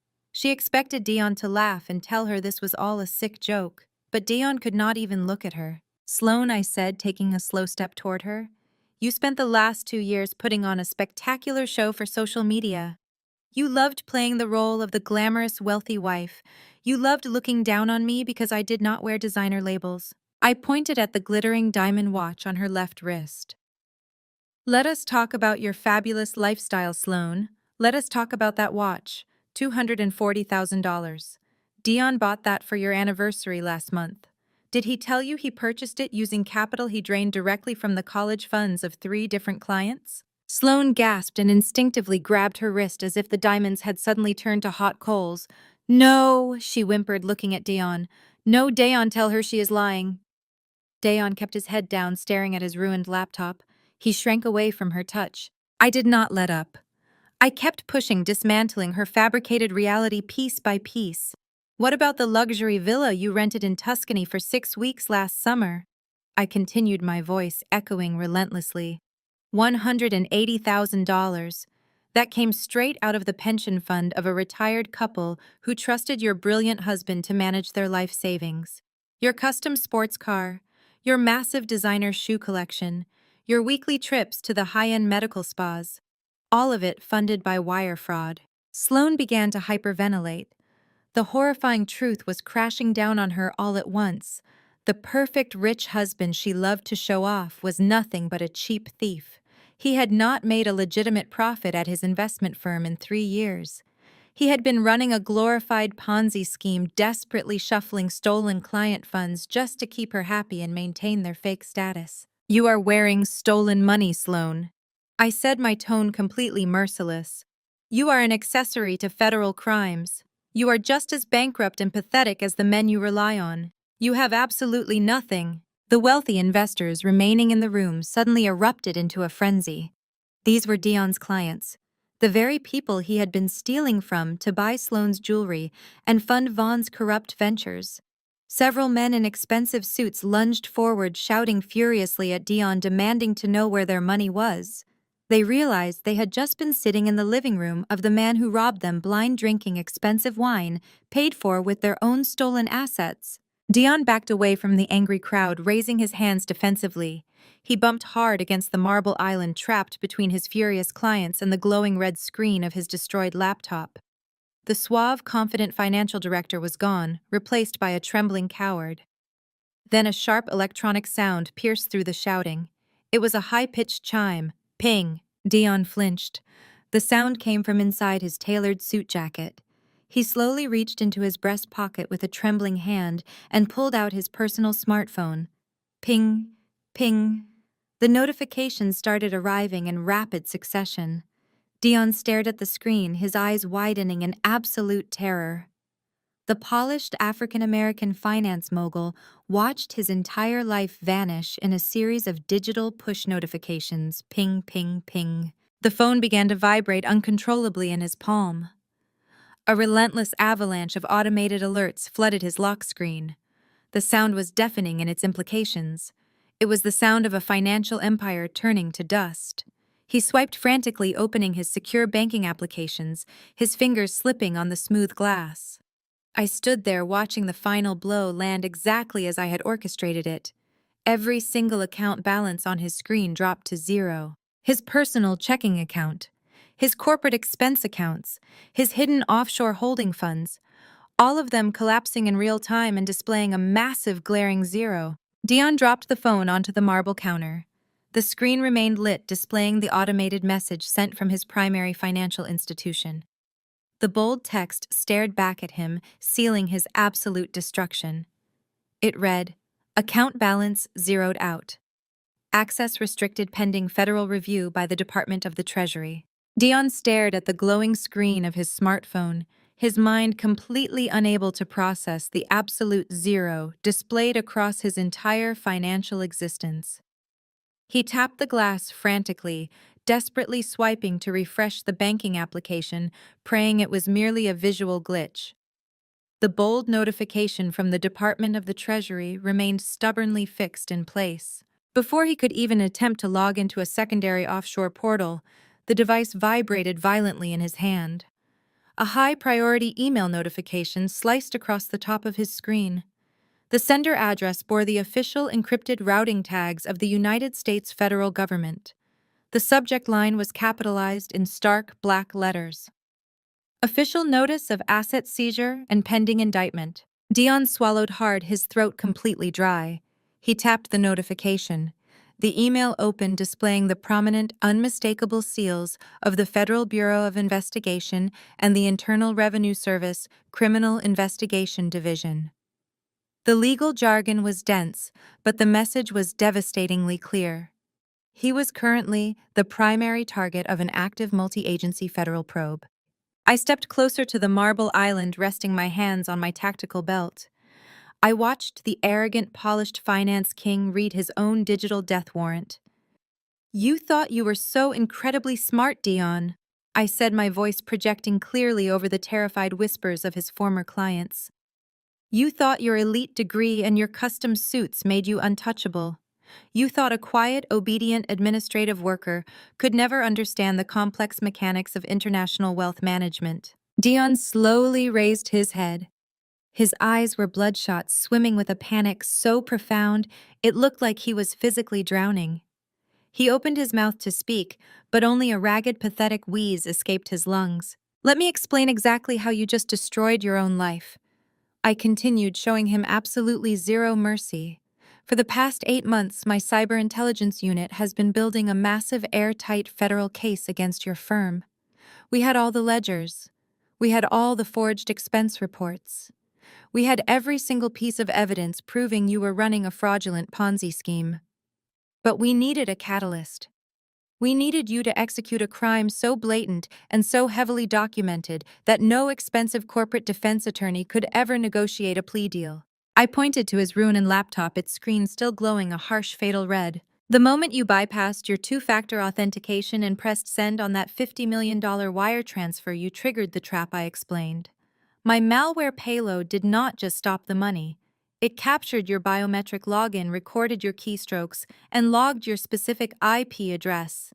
It instantly packaged that data and transmitted it directly to the cybercrimes division at Quantico.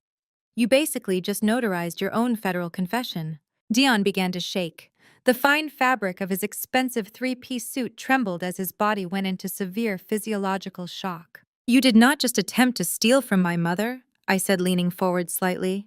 You crossed international borders with extorted funds. That instantly elevates this from a local white-collar crime to a massive federal offense. The IRS Criminal Investigation Division is already auditing every single account you have ever touched. The FBI is currently drafting the arrest warrants for international money laundering, aggravated wire fraud, and severe felony elder abuse. I paused, letting the devastating reality of those charges settle over the grand living room.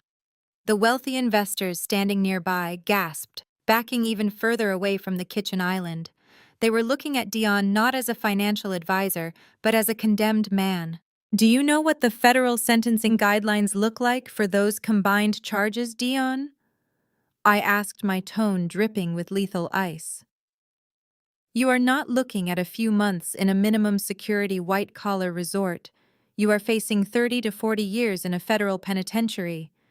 You are going to be an old, broken man by the time you ever see the outside of a concrete cell. You are going to lose everything: your firm, your reputation, your freedom. It is all gone. The sheer magnitude of his destruction finally broke him. Dion's knees completely buckled. The polished, arrogant African-American mogul who had spent the last decade mocking my modest paycheck and flaunting his unearned wealth collapsed like a puppet with its strings suddenly cut. He hit the hardwood floor hard, his custom leather shoes slipping wildly in the spilled red wine. He dropped his phone, letting it clatter against the marble base of the kitchen island. He fell to his hands and knees, bowing his head toward the floor. He brought his shaking hands up to his face, clutching his head as he began to hyperventilate. Harsh, jagged gasps tore through his throat. He was actively having a severe panic attack, his chest heaving as his brain desperately tried to find a way out of a trap that had no exit. He was trapped, and he knew it. I stood over him, watching the mighty finance king weep into the Persian rug. I felt no pity. I felt no remorse. He was a predator who had preyed on my vulnerable mother, and I had simply introduced him to a much larger predator. Sloane had been standing frozen against the kitchen counters throughout my entire explanation. She had listened to every single word. She had watched the email from the FBI arrive. She had watched the investors, the people who defined her elite social standing, turn away from them in absolute disgust. Sloane looked down at her wrists, staring at the $250,000 diamond watch she now knew was purchased with stolen money. She looked at her designer silk dress. She looked around the opulent, sprawling mansion that was currently locked down by federal authorities. The realization hit her with the force of a freight train. There was no secret offshore account. There was no private jet waiting to whisk them away to a non-extradition country. The endless supply of stolen money was permanently shut off. Her entire life of effortless luxury, the glamorous reality she loved to flaunt on social media, was dead. She was about to be the wife of a convicted federal felon, stripped of every asset she owned. The sheer terror on Sloane's face rapidly vanished. The panic dissolved instantly, replaced by a vicious, toxic rage. But she did not direct her fury at me. She knew I was completely untouchable. I was the architect of their destruction, but Dion was the fool who had failed to protect her. Sloane's head snapped downward, her eyes locking onto her husband, who was still weeping on his hands and knees in the spilled wine. Her perfectly manicured hands balled into tight, shaking fists as she stepped aggressively toward him. Sloane marched toward the pathetic heap of a man she called her husband. She did not offer him a hand. She did not offer comfort or solidarity in the face of their mutual destruction. Instead, she drew back her right arm and delivered a vicious, open-handed slap directly across Dion's cheek. The sharp crack of her palm striking his face echoed like a gunshot through the silent living room. Dion reeled backward from the physical impact hitting the base of the marble kitchen island. "You promised me we were safe!" Sloane shrieked, her voice tearing at the seams, destroying her carefully cultivated high society accent. "You looked me in the eyes and promised me those offshore accounts were completely untouchable. You said you were a financial genius. You are nothing but a useless fraud. You let a freeloader secretary destroy our entire life in 5 minutes. You are a pathetic loser." The sheer sting of the physical blow snapped Dion out of his hyperventilating panic. The crushing terror that had him weeping on the floor instantly transmuted into a volatile, highly defensive rage. He scrambled to his feet, his expensive custom-tailored suit dripping with spilled red wine. His face twisted into an ugly, vicious snarl. "Do not you dare put this entirely on me!" Dion roared, pointing a trembling, aggressive finger directly at his wife's face. "You knew exactly where every single dollar came from. You loved spending it. You never once complained when I bought you those diamonds, or paid for your luxury cars with stolen pension funds.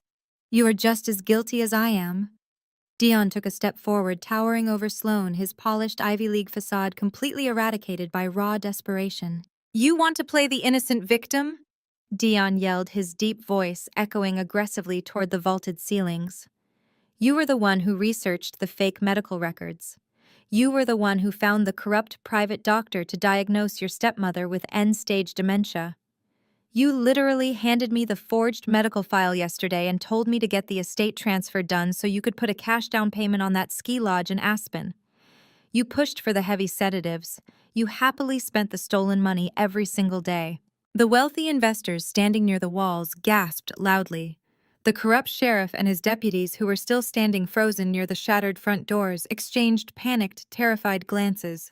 They were actively listening to a full, unprompted verbal confession to a massive federal conspiracy including wire fraud and severe elder abuse. Vaughn realized exactly what was happening. His arrogant billionaire brain finally processed the catastrophic legal disaster unfolding right in his own foyer. He lunged forward, scrambling over the debris, his face purple with absolute rage. "Shut your mouth!" Vaughn bellowed, grabbing Dion violently by the collar of his ruined suit. "Shut your mouth right now, you stupid, arrogant fool! You are confessing to federal crimes in front of the police. You are handing the government our heads on a silver platter." But the fragile alliance of thieves had already reached its absolute breaking point. There was zero loyalty among parasites. When the host dies, the parasites inevitably turn on each other to survive. Dion shoved his father-in-law violently backward. Vaughn stumbled, his expensive leather shoes losing traction on the wet floor as he crashed hard into the side of a heavy leather armchair. "Do not touch me, old man!" Dion spat, his eyes wide and wild with panic. "You orchestrated this entire operation. You dragged me into this because you were too cowardly to steal from your own wife directly. You thought you were the smartest real estate tycoon in the country, but you brought a federal cyber warfare commander right into our living room. You killed us. You killed us all with your massive blind ego." Sloane turned on her father, her face contorted with vicious blame. "He is right!" Sloane shrieked at Vaughn, pointing an accusatory finger. "You promised us the trust fund was an easy target. You said Blair was a weak, pathetic loser who would never fight back. You said we deserved that money. You ruined my life. You ruined everything." The majestic, sophisticated Kingsley family completely imploded. They looked like feral animals trapped in a burning cage, viciously tearing at each other's throats to save themselves. They screamed and shoved, airing every dirty secret, every hidden crime, and every ounce of toxic resentment they had harbored for a decade. The pristine facade of old money and elite status was stripped away, revealing the raw, rotting core of their existence. They threw each other under the bus without a single second of hesitation, trying desperately to shift the federal crosshairs. I stood perfectly still, watching the glorious destruction unfold. I did not need to raise my voice. I did not need to fire another shot or deploy another line of malicious code. They were doing all the heavy lifting for me, executing their own demise with spectacular efficiency. Sloane looked wildly around the room, breathing heavily. She looked at her husband, who was currently screaming profanities at her father. She looked at the terrified investors who were actively backing away from her, heading toward the exit. She looked at the police officers who were slowly reaching for their radios, realizing they were going to have to make massive arrests just to save their own careers from the incoming federal hammer. Then Sloane looked at me. She saw the cold, absolute control radiating from my posture. She realized that Dion and Vaughn were sinking ships rapidly descending into the dark abyss of federal prison. She realized that their wealth was gone, their power was erased, and their freedom was expiring by the second. She realized that I was the only person in the entire world who held the authority to stop the automated military audits and the incoming federal indictments. Sloane's survival instinct kicked into overdrive. She completely abandoned her anger. The vicious, screaming woman vanished, replaced instantly by a pathetic, desperate beggar willing to sacrifice every ounce of her dignity. She dropped heavily to her hands and knees. She did not care about her expensive designer silk dress. She did not care that she was crawling through puddles of spilled wine and shattered crystal glass cutting her skin. She dragged herself across the expensive Persian rug, leaving a trail of wet stains behind her. She crawled directly toward me, stopping right at my feet. Sloane reached out with her trembling, manicured hands and desperately grabbed the heavy leather of my combat boots. She looked up at me, her face streaked with ruined makeup and real terrified tears pouring from her eyes. "Blair, please," Sloane sobbed, her voice cracking into a high-pitched wail. "We are sisters. Please, you have to listen to me. I was manipulated. My father and Dion forced me to go along with it. I never wanted to hurt your mother. I love you, Blair. Spare me. Please spare me." I looked down at the weeping woman clutching my boots. There was a time many years ago when I might have felt a shred of pity for her. There was a time when I desperately wanted to be accepted into this family, when I would have done anything to earn a kind word from the golden child. But the military had burned that naive girl away a long time ago. I did not feel pity. I felt absolute unadulterated disgust. I sharply pulled my leg back, kicking my heavy combat boot completely free from her desperate grasp. Sloane lurched forward, her hands hitting the wet marble floor. "Do not ever call me your sister," I said, my voice dropping to a lethal, quiet tone that echoed over her pathetic sobbing. "We share absolutely nothing. You built your entire identity on making sure I knew I was beneath you. You spent a decade treating me like a disease you could catch. And now that your fraudulent empire is burning, you want to play the victim." Sloane looked up at me, her mascara running in dark streaks down her face. I did not know she pleaded, her voice shaking uncontrollably. "I swear, Blair, I did not know how they were getting the money. My dad and Dion handled all the finances. I just signed the papers they told me to sign. I am innocent." "You are a terrible liar, Sloane," I said, shaking my head slowly. "And you severely underestimate the surveillance capabilities of the United States government." I reached into the secondary utility pocket of my tactical vest. I pulled out a thick stack of glossy, high-resolution surveillance photographs. I did not hand them to her. I threw them aggressively into the spilled wine and broken glass directly in front of her face. "Look at them," I commanded. Sloane hesitated, her trembling hands hovering over the photographs. She slowly picked up the top image. The photograph was crystal clear, taken from a highly elevated vantage point. It showed Sloane standing inside a wildly expensive boutique on Fifth Avenue. She was holding a massive diamond watch up to the light, throwing her head back in a joyous, vibrant laugh, while a sales associate poured her a glass of premium champagne. "Look at the digital timestamp printed in the bottom right corner," I instructed, my voice cutting through the heavy silence of the room. "Read the date and the exact time, Sloane." She stared at the red digital numbers printed on the photograph. Her breathing hitched. "That photograph was taken exactly 4 days ago at 2:15 in the afternoon," I explained, stepping closer to her cowering form. According to the forged medical records Dion just handed to the police, that was the exact same day and the exact same hour your stepmother was supposedly suffering a severe violent episode of end-stage dementia. The records claim she was completely unhinged, requiring immediate emergency sedation and a private doctor to restrain her. I pointed at the photograph in her shaking hands. "You were not weeping over your sick stepmother, Sloane," I said, my tone dripping with absolute contempt. "You were not traumatized by her failing health. You were 200 miles away drinking imported champagne and spending the exact trust fund dollars your husband was actively draining from her accounts. We tracked your cell phone GPS. We pulled the security footage from the boutique. We matched the credit card receipts to the offshore wire transfers." Sloane dropped the photograph. It landed face up in a puddle of dark red wine. She tried to formulate another excuse, to spin another desperate lie, but the irrefutable evidence completely paralyzed her. "You knew exactly what they were doing to her," I continued mercilessly. "You watched them drug my mother.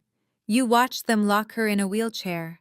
And you happily took the money they stole from her to go buy yourself shiny new toys to show off on the internet." Sloane curled in on herself, wrapping her arms around her knees and burying her face in her chest. She let out a hollow, broken wail. The illusion was entirely shattered. She could not gaslight a federal intelligence officer holding time-stamped photographic evidence of her crimes. "You are not a victim, Sloane," I stated, delivering the final crushing blow to her fragile ego. "You are just a parasite who finally ran out of blood to suck. Enjoy federal prison." I stepped away from her, leaving the broken golden child weeping on the ruined floor. I shifted my tactical focus, scanning the room to assess the remaining hostiles. Dion was still paralyzed near the kitchen island, completely neutralized by his own incoming federal indictments. The wealthy investors were actively slipping out the shattered front doors, desperate to avoid being associated with the colossal crime scene. The corrupt sheriff and his deputies were standing completely still, terrified to make a single move that might draw my attention back to them. But my eyes immediately locked onto Vaughn Kingsley. The arrogant billionaire real estate tycoon was standing perfectly still near the archway of the grand dining room. He was not screaming anymore. He was not threatening to sue me or demanding the police arrest me. The loud, booming patriarch had gone completely silent. I watched the devastating reality wash over his face. He looked at his weeping daughter crawling on the floor. He looked at his son-in-law hyperventilating near the ruined laptop. He looked at the flashing red and blue police lights illuminating the snow outside his shattered front doors. He processed the absolute certainty that his wealth was frozen, his reputation was annihilated, and he was going to spend the rest of his natural life locked inside a concrete federal cell. He had lost everything. His empire was dead. I watched his eyes change. The furious, arrogant fire that had burned in his gaze for a decade suddenly extinguished. His eyes went completely dark, hollow, and terrifyingly dead. He was no longer a wealthy businessman trying to protect his assets. He was a cornered rat who realized there was absolutely no way out of the trap. When a narcissist loses complete control of their reality, they do not simply surrender. They seek to inflict as much catastrophic damage as possible before they go down. Vaughn slowly turned his head. His dead, hollow eyes locked onto a heavy antique mahogany table sitting in the hallway just a few feet to his right. I knew exactly what was inside that table. I had memorized the architectural blueprints and the security logs of this entire estate before I ever breached the front gates. Vaughn let out a low, guttural snarl that sounded entirely inhuman. He shoved off the wall and lunged desperately toward the hallway table, reaching wildly for the hidden drawer. Vaughn lunged desperately toward the hallway table, reaching wildly for the hidden drawer. His expensive leather shoes scrambled for traction against the slick marble floor. He ripped the heavy brass handle with such frantic brute force that the wood splintered sharply. His hand plunged deep into the dark compartment. When he spun back around, the polished silver finish of a snub-nosed .38 caliber revolver gleamed dangerously under the crystal chandeliers. The heavy metallic click of the hammer being cocked backward echoed like a sonic boom across the silent foyer. The corrupt sheriff and his remaining deputies completely froze. These were men used to intimidating unarmed civilians and taking bribes from wealthy socialites in quiet country club backrooms. Faced with a genuinely unhinged billionaire brandishing a loaded firearm, their cowardice took over instantly. Sheriff Tate took a rapid, stumbling step backward, raising his empty hands in a pathetic display of surrender. He did not draw his service weapon. He did not shout a single tactical command. He was absolutely terrified to engage an active shooter. His deputies followed his lead, shrinking back against the shattered front doors, desperately trying to stay out of the line of fire. Vaughn did not aim the revolver at the cowardly police officers. He did not even aim it at me. He was a ruthless predator, and he knew exactly how to inflict the most catastrophic psychological damage possible. He spun around and sprinted up the first flight of the grand staircase, taking the steps two at a time. My mother had somehow managed to drag herself out of the master suite, fighting against the heavy dose of medical-grade sedatives pumping through her veins. She was gripping the ornate wooden banister, her legs trembling violently as she tried to make her way down to me. Her silk nightgown was torn and her eyes were barely open. Vaughn reached her in 3 violent strides. He reached out with his large free hand and grabbed a thick handful of her hair, yanking her backward with sickening force. Diane let out a weak, ragged cry of pain as her knees gave out completely. Vaughn hauled her semi-conscious body tight against his chest, using his own wife as a human shield. He jammed the short steel barrel of the revolver directly against her right temple. The cold metal pressed ruthlessly into her pale skin, leaving a deep red indentation. He wrapped his thick forearm tightly around her neck, choking off her air supply. His face was a mask of pure, unadulterated madness. The polished, sophisticated real estate tycoon was completely gone, replaced by a rabid, desperate animal. "You think you can take everything from me?" Vaughn roared, his voice vibrating with absolute psychotic rage. The sound tore through the mansion, bouncing off the vaulted ceilings.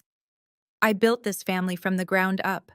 I gave this pathetic woman a life of luxury when she was nothing but a broke single mother living in a dump. She owes me everything. She owes me her very existence." He pressed the barrel harder against her temple, making Diane wince in agony. She tried to lift her weak hands to pry his arm away from her throat, but her drug-addled muscles completely refused to cooperate. "You think your federal badges and your military cyber commands make you a god, Blair?" he screamed, saliva flying from his lips. "You walked in here and destroyed my empire. You took my money. You humiliated me in front of my peers. But you do not control me. If I am going to a concrete federal cell for the rest of my life, I am absolutely not going alone. If I am going to hell, I am taking her right down to the flames with me." I stood frozen at the base of the staircase, my mind shifting instantly into hyper-focused tactical combat processing. Time seemed to slow to an absolute crawl. I calculated the physical distance between us. It was exactly 14 feet and an elevation change of 6 steps. In a tactical scenario, 14 feet against an armed hostile actively holding a human shield is a highly lethal gap. Closing that distance without a firearm before his finger twitched on the trigger was mathematically impossible. I analyzed his posture. His grip on the revolver was tight, his knuckles stark white. His trigger discipline was non-existent. His index finger was resting heavily right on the curved metal of the trigger. A single sudden movement, a loud noise, or a sudden spasm of his own panicked nervous system would cause the gun to discharge directly into my mother's skull. I reached down towards my right thigh where I normally kept a backup tactical combat blade, but my fingers brushed against empty fabric. I had left the blade secured in the armory locker during the frantic scramble to leave the base. I gripped the heavy carbon fiber military tablet in my left hand, but tossing a computer at an armed hostage-taker was a desperate fool's gamble. I let the heavy military-grade tablet slip from my fingers. It hit the marble floor with a loud, sharp crack, the screen facing down in a puddle of spilled wine. I instinctively reached for the tactical holster on my right hip, my muscle memory taking over.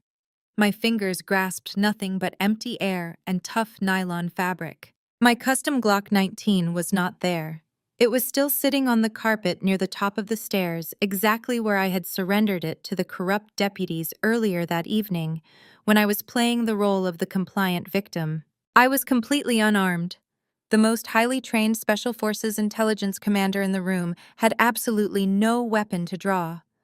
I took a slow, steady breath, forcing my heart rate to decelerate.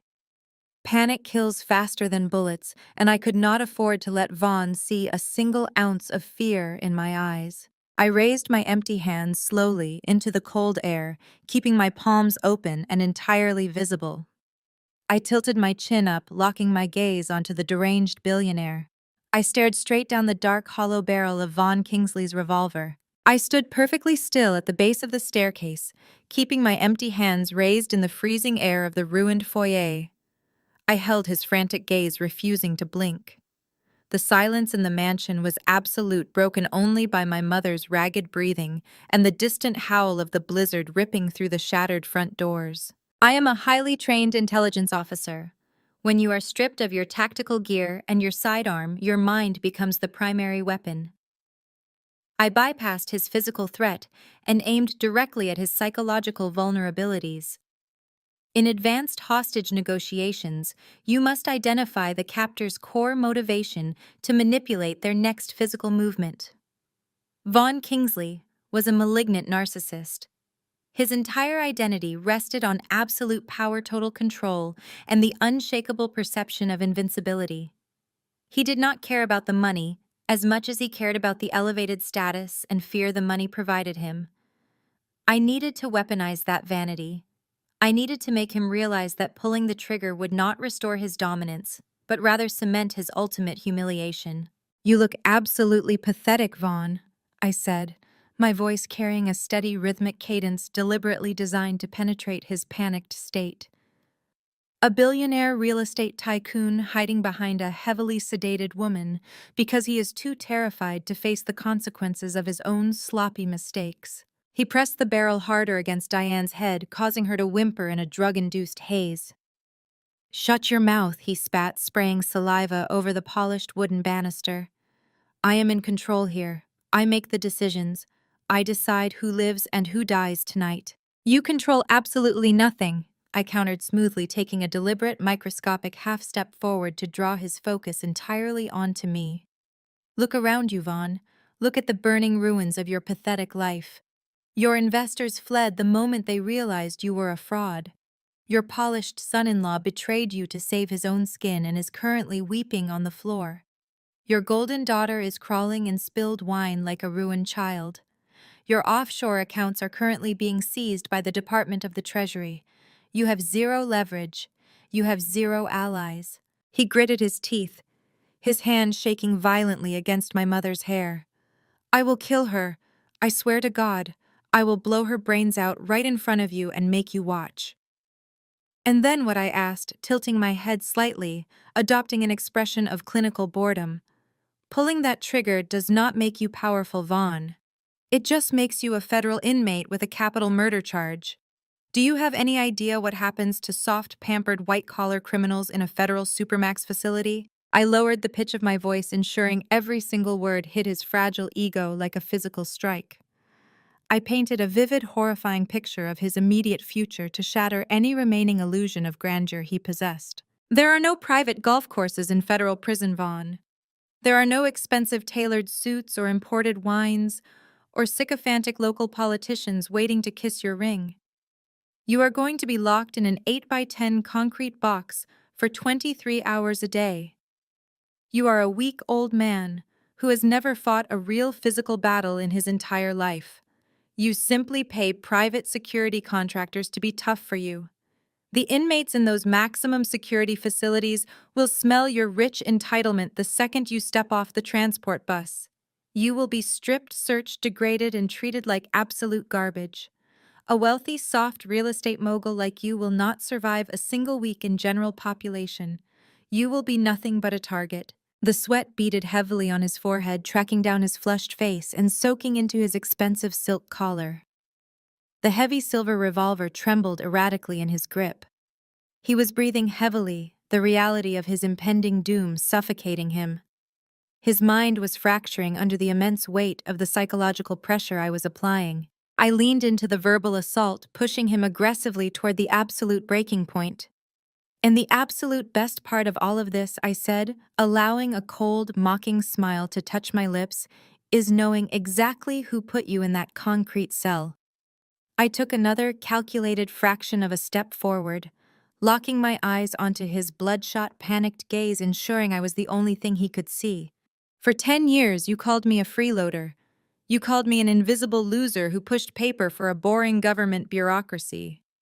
You mocked my clothes and my salary at every dinner party. You told your elite social circle I was a tragic, pathetic failure.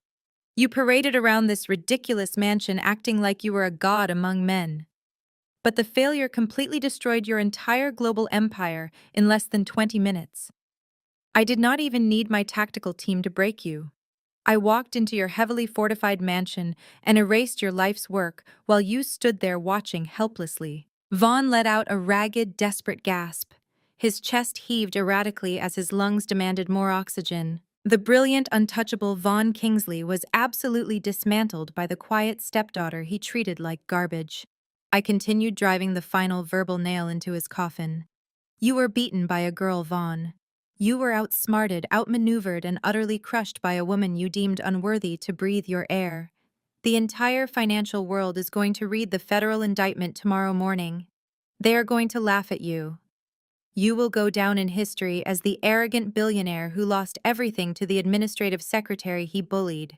The psychological payload detonated inside his mind with catastrophic force. I watched the remaining shreds of his sanity shatter completely. His massive, fragile ego simply could not process the overwhelming humiliation of being defeated by the person he despised the most. The veins in his neck pulsed dangerously against his skin. His face twisted into a mask of pure, unadulterated madness. You want to pull the trigger, Vaughn. I challenged, my voice dropping to a lethal, hypnotic whisper. You want to prove to everyone that you are a strong, ruthless man. But shooting a drugged, defenseless woman only proves you are exactly what I said you are. A pathetic coward. If you really want to take back your power, you need to aim at the person who actually destroyed you. You need to aim at the architect of your ruin. You need to aim at me. The provocation worked flawlessly. The toxic cocktail of wounded pride and pure madness boiled over. Vaughn let out a deafening, agonized scream of pure rage that tore through the ruined foyer. He violently shoved my mother aside, sending her crumbling weakly against the wooden banister, sliding safely out of the immediate line of fire. He snapped his right arm outward, ripping the snub-nosed revolver away from her temple. He whipped the heavy steel barrel around, pointing the dark muzzle squarely at the center of my chest. His wild, dead eyes locked onto mine as his finger tightened aggressively around the trigger. His wild, dead eyes locked onto mine as his finger tightened aggressively around the trigger. In close quarters, combat action only beats reaction if the reaction is already in forward motion. The absolute fraction of a second, the heavy steel barrel drifted away from my mother's temple and swung toward my chest. I was already moving. I dropped my center of gravity and exploded upward off the marble floor, pushing through the balls of my combat boots with every ounce of kinetic energy my body possessed. Vaughn expected me to flinch. He expected me to cower, raise my hands defensively, or scream for my life like the soft civilian victims he was so used to bullying. I did the exact opposite. I charged directly into the line of fire. The heavy double-action trigger broke under the pressure of his index finger. The cylinder rotated rapidly, aligning the firing pin. But I was already inside his physical guard. I brought my left forearm up in a vicious sweeping block, violently striking the outside of his right wrist. The sheer force of my upward deflection redirected the barrel of the revolver sharply toward the ceiling an instant before the firing pin struck the primer. A deafening roar erupted inside the confined space of the stairwell. The muzzle flash illuminated his terrified face in a harsh, brilliant yellow light. A .38 caliber hollow-point bullet tore blindly into the vaulted ceiling above us, shattering the expensive plaster and sending a thick shower of white dust and debris raining down over our heads. The concussive wave made my ears ring, but I did not stop moving for a single microsecond. With his arm forcefully extended and the weapon pointing harmlessly upward, I transitioned seamlessly into a brutal armbar takedown. I grabbed his wrist with my right hand, locking my fingers securely around the thick meat of his thumb while hooking my left arm tightly over the top of his extended elbow. I twisted my hips aggressively, pivoting my core and applying maximum downward torque against the natural mechanical limits of his joint. Vaughn was a man who had spent his entire adult life sitting comfortably behind custom mahogany desks, ordering other people to do his dirty work. His body was entirely unprepared for military-grade violence. The bones and ligaments in his arm yielded instantly under the immense, relentless pressure of my leverage. A loud, sharp snap echoed through the dust-filled foyer as his wrist shattered completely. Vaughn let out an agonizing, high-pitched scream that ripped through his vocal cords. His fingers involuntarily released their grip, allowing the heavy silver revolver to drop from his hand and clatter harmlessly down the wooden stairs. I did not let go of his broken arm. I used his own forward momentum and intense pain compliance to drive his body violently down into the hardwood steps. His knees buckled and he crashed face first into the stairs, the air rushing out of his lungs in a heavy, desperate wheeze. I pinned his shattered arm securely behind his back, pressing my knee aggressively into his spine directly between his shoulder blades to ensure he could not move a single muscle. "You spent your whole life buying power, Vaughn," I whispered, my voice cold and steady, directly into his ear, as he sobbed pathetically into the carpet. "You paid people to build your tall buildings, and you paid private security to intimidate your enemies. But out here in the real world, where money cannot shield you from the consequences of your own actions, you are absolutely nothing. You are just a weak, broken old man who brought a stolen gun to a tactical operation." I kept him pinned firmly against the floorboards, my breathing controlled and perfectly even. Before Vaughn could even attempt to form a coherent response to his agonizing physical and mental defeat, a new sound began to vibrate through the thick walls of the sprawling estate. It started as a low, rhythmic thrumming deep in the distance, shaking the shattered glass on the marble floor below. Within seconds, the sound escalated into a deafening mechanical roar. Helicopters. Heavy twin-rotor military-grade transport helicopters. The intense, aggressive downdraft from the massive blades whipped the blizzard outside into a violent, swirling frenzy. The sheer acoustic force rattled the crystal chandeliers overhead, making the pristine glass droplets clink frantically against each other. The corrupt sheriff and his deputies, who were still cowering near the ruined entryway, dropped flat to the floor, covering their heads in absolute panic. They knew exactly what that sound meant. Local law enforcement did not fly heavy armored air support through blinding winter storms. The federal hammer had officially arrived. The massive front windows of the grand living room exploded inward in a spectacular shower of tempered glass and splintered wood. Heavily armored tactical operatives clad in solid black ballistic gear poured through the breached access points. They moved with terrifying synchronized efficiency, their heavy combat boots crushing the debris as they swarmed the mansion. The shattered oak front doors were kicked entirely off their remaining hinges as a second wave of federal agents flooded the grand foyer. The dark room was instantly illuminated by the blinding white beams of tactical flashlights mounted to the barrels of short-barreled assault rifles. Brilliant red and green targeting lasers sliced rapidly through the lingering gun smoke and plaster dust, painting the chests of every single hostile in the room. Dayon screamed and threw his hands over his head as 3 federal agents tackled him aggressively to the marble floor, securing his wrists with heavy industrial zip ties. Sloane simply curled into a pathetic, trembling ball near the kitchen island, weeping hysterically as the tactical operators secured the perimeter and placed her under immediate federal arrest. Clear voices shouted, overlapping in disciplined military cadence. "Main floor secure, hostiles contained." I did not look at the agents swarming the ruined billionaires. I kept my knee firmly planted in Vaughn's spine, my eyes locked on the top of the stairs where my mother lay slumped against the wooden banister, her chest rising and falling in shallow breaths. Through the sea of black tactical armor, a specialized unit of military combat medics burst through the front entrance. They carried heavy trauma bags and portable oxygen units, their eyes scanning the absolute chaos for their primary objective. The tactical operators formed a protective wall securing the perimeter. while the team of medics rushed past the broken bodies of my enemies, charging directly up the grand staircase toward my mother.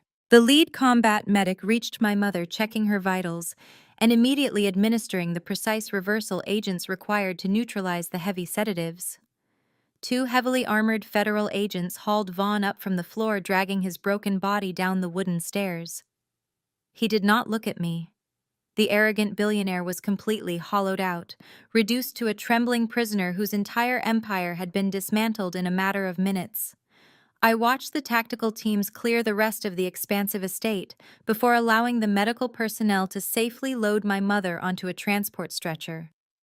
I finally released my combat stance, rolling my shoulders back and taking a deep breath of the cold winter air flooding through the broken doors. The mission was an absolute success. 6 months later, the harsh freezing blizzard of January had given way to a brilliant warm July morning. I stood on the massive stone balcony of the sprawling estate, overlooking the calm blue waters of the private lake below. The mansion no longer belonged to a tyrannical real estate mogul who used his wealth to manipulate and abuse. Through aggressive federal asset forfeiture laws and my own military legal counsel, we had systematically seized every single brick of the property. The deed was now registered exclusively under one name, Diane. Through the open French doors leading into the master suite, the crisp professional voice of a national news anchor echoed from a flat-screen television mounted on the wall. The high-profile trial that had captivated the financial and real estate worlds for months was officially over. I listened calmly as the anchor detailed the final federal sentencing. Vaughn Kingsley, the former real estate titan, was sentenced to 25 years in a maximum security federal penitentiary without the possibility of parole. The judge showed zero leniency, citing his absolute lack of remorse and his violent attempt to use his wife as a human shield. His son-in-law, Dion, received a 15-year sentence for international wire fraud, massive embezzlement, and conspiracy to commit elder abuse. Sloane, the former socialite, who wept openly in the courtroom begging the judge for mercy, was handed a 10-year sentence for her direct complicity in financial crimes and the deliberate medical exploitation of her stepmother. They were stripped of every stolen dollar, every luxury vehicle, and every ounce of their fabricated dignity. They traded their tailored suits and designer dresses for standard-issue orange jumpsuits. The sound of light, steady footsteps approached from inside the bedroom. I turned away from the balcony railing. My mother walked toward me carrying two steaming ceramic mugs of fresh coffee. The transformation was nothing short of miraculous. The frail, heavily drugged woman strapped to a medical wheelchair was completely gone. In her place stood a vibrant, healthy woman whose eyes were sharp, clear, and entirely free of the heavy chemical fog Vaughn had forced upon her. She wore a simple, elegant summer dress, her posture straight and confident. We had spent the last 6 months working through intense physical therapy and psychological trauma recovery, but she had fought back with a fierce, relentless resilience that proved exactly where I inherited my own tactical endurance. She handed me a mug, her warm fingers brushing against mine. She looked out over the sprawling green lawn, the exact same lawn where federal agents had dragged her abusers away in heavy steel handcuffs. She took a slow, peaceful sip of her coffee and smiled. It was a genuine, deeply relaxed smile. We did not need to speak about the trial or the federal sentences. The television broadcast had said everything that needed to be said. The nightmare was permanently eradicated. I took a sip of the dark roast coffee, feeling the warm morning breeze against my uniform. Today, I was not wearing my black tactical field jacket or my heavy combat boots. I was dressed in my Class A military uniform. The dark navy fabric was perfectly pressed, the polished brass buttons gleaming brightly in the summer sunlight. The left side of my chest bore the heavy weight of my service ribbons and high-level commendations, a silent, undeniable testament to the years I spent hunting global threats, while my family mocked my supposedly boring administrative job. My mother reached out and gently adjusted the silver eagle insignia pinned to my collar, her eyes shining with absolute unadulterated pride. She did not need to use words to tell me how much she valued my strength. Her bright, clear eyes communicated a lifetime of gratitude. The peaceful morning silence was suddenly interrupted by a sharp, distinct vibration. My highly secured government phone rested on the small glass patio table between us. The screen illuminated immediately, displaying a highly encrypted military routing code. It was an automated ping from the subterranean cyber command center in Virginia. Specialist Carter had a new high-value target locked on the tactical grid, a new international mission objective requiring immediate commander authorization to initiate the strike protocol. I set my coffee mug down on the glass table. I looked at my mother and she gave me a slow, understanding nod. She knew exactly what that encrypted alert meant. She knew her daughter was not just a survivor, but a relentless protector standing firmly on the front lines of digital warfare. I picked up the device, my thumb resting lightly over the biometric scanner, preparing to dive right back into the shadows to hunt the next predator. They thought my silence meant I was weak. They didn't realize that you never hear the sniper's bullet until it's already torn right through you. A profound lesson from these stories is that your self-worth is never defined by people who fail to recognize it. We often exhaust ourselves trying to earn the conditional love of toxic relatives, mistaking their rejection for our own inadequacy. However, true strength lies in walking away from environments that diminish us.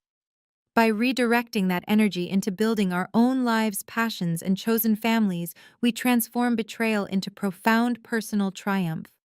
Blood may connect us, but genuine respect is what actually makes a family. Have you ever had to walk away to find your true worth? Share your journey and comment below.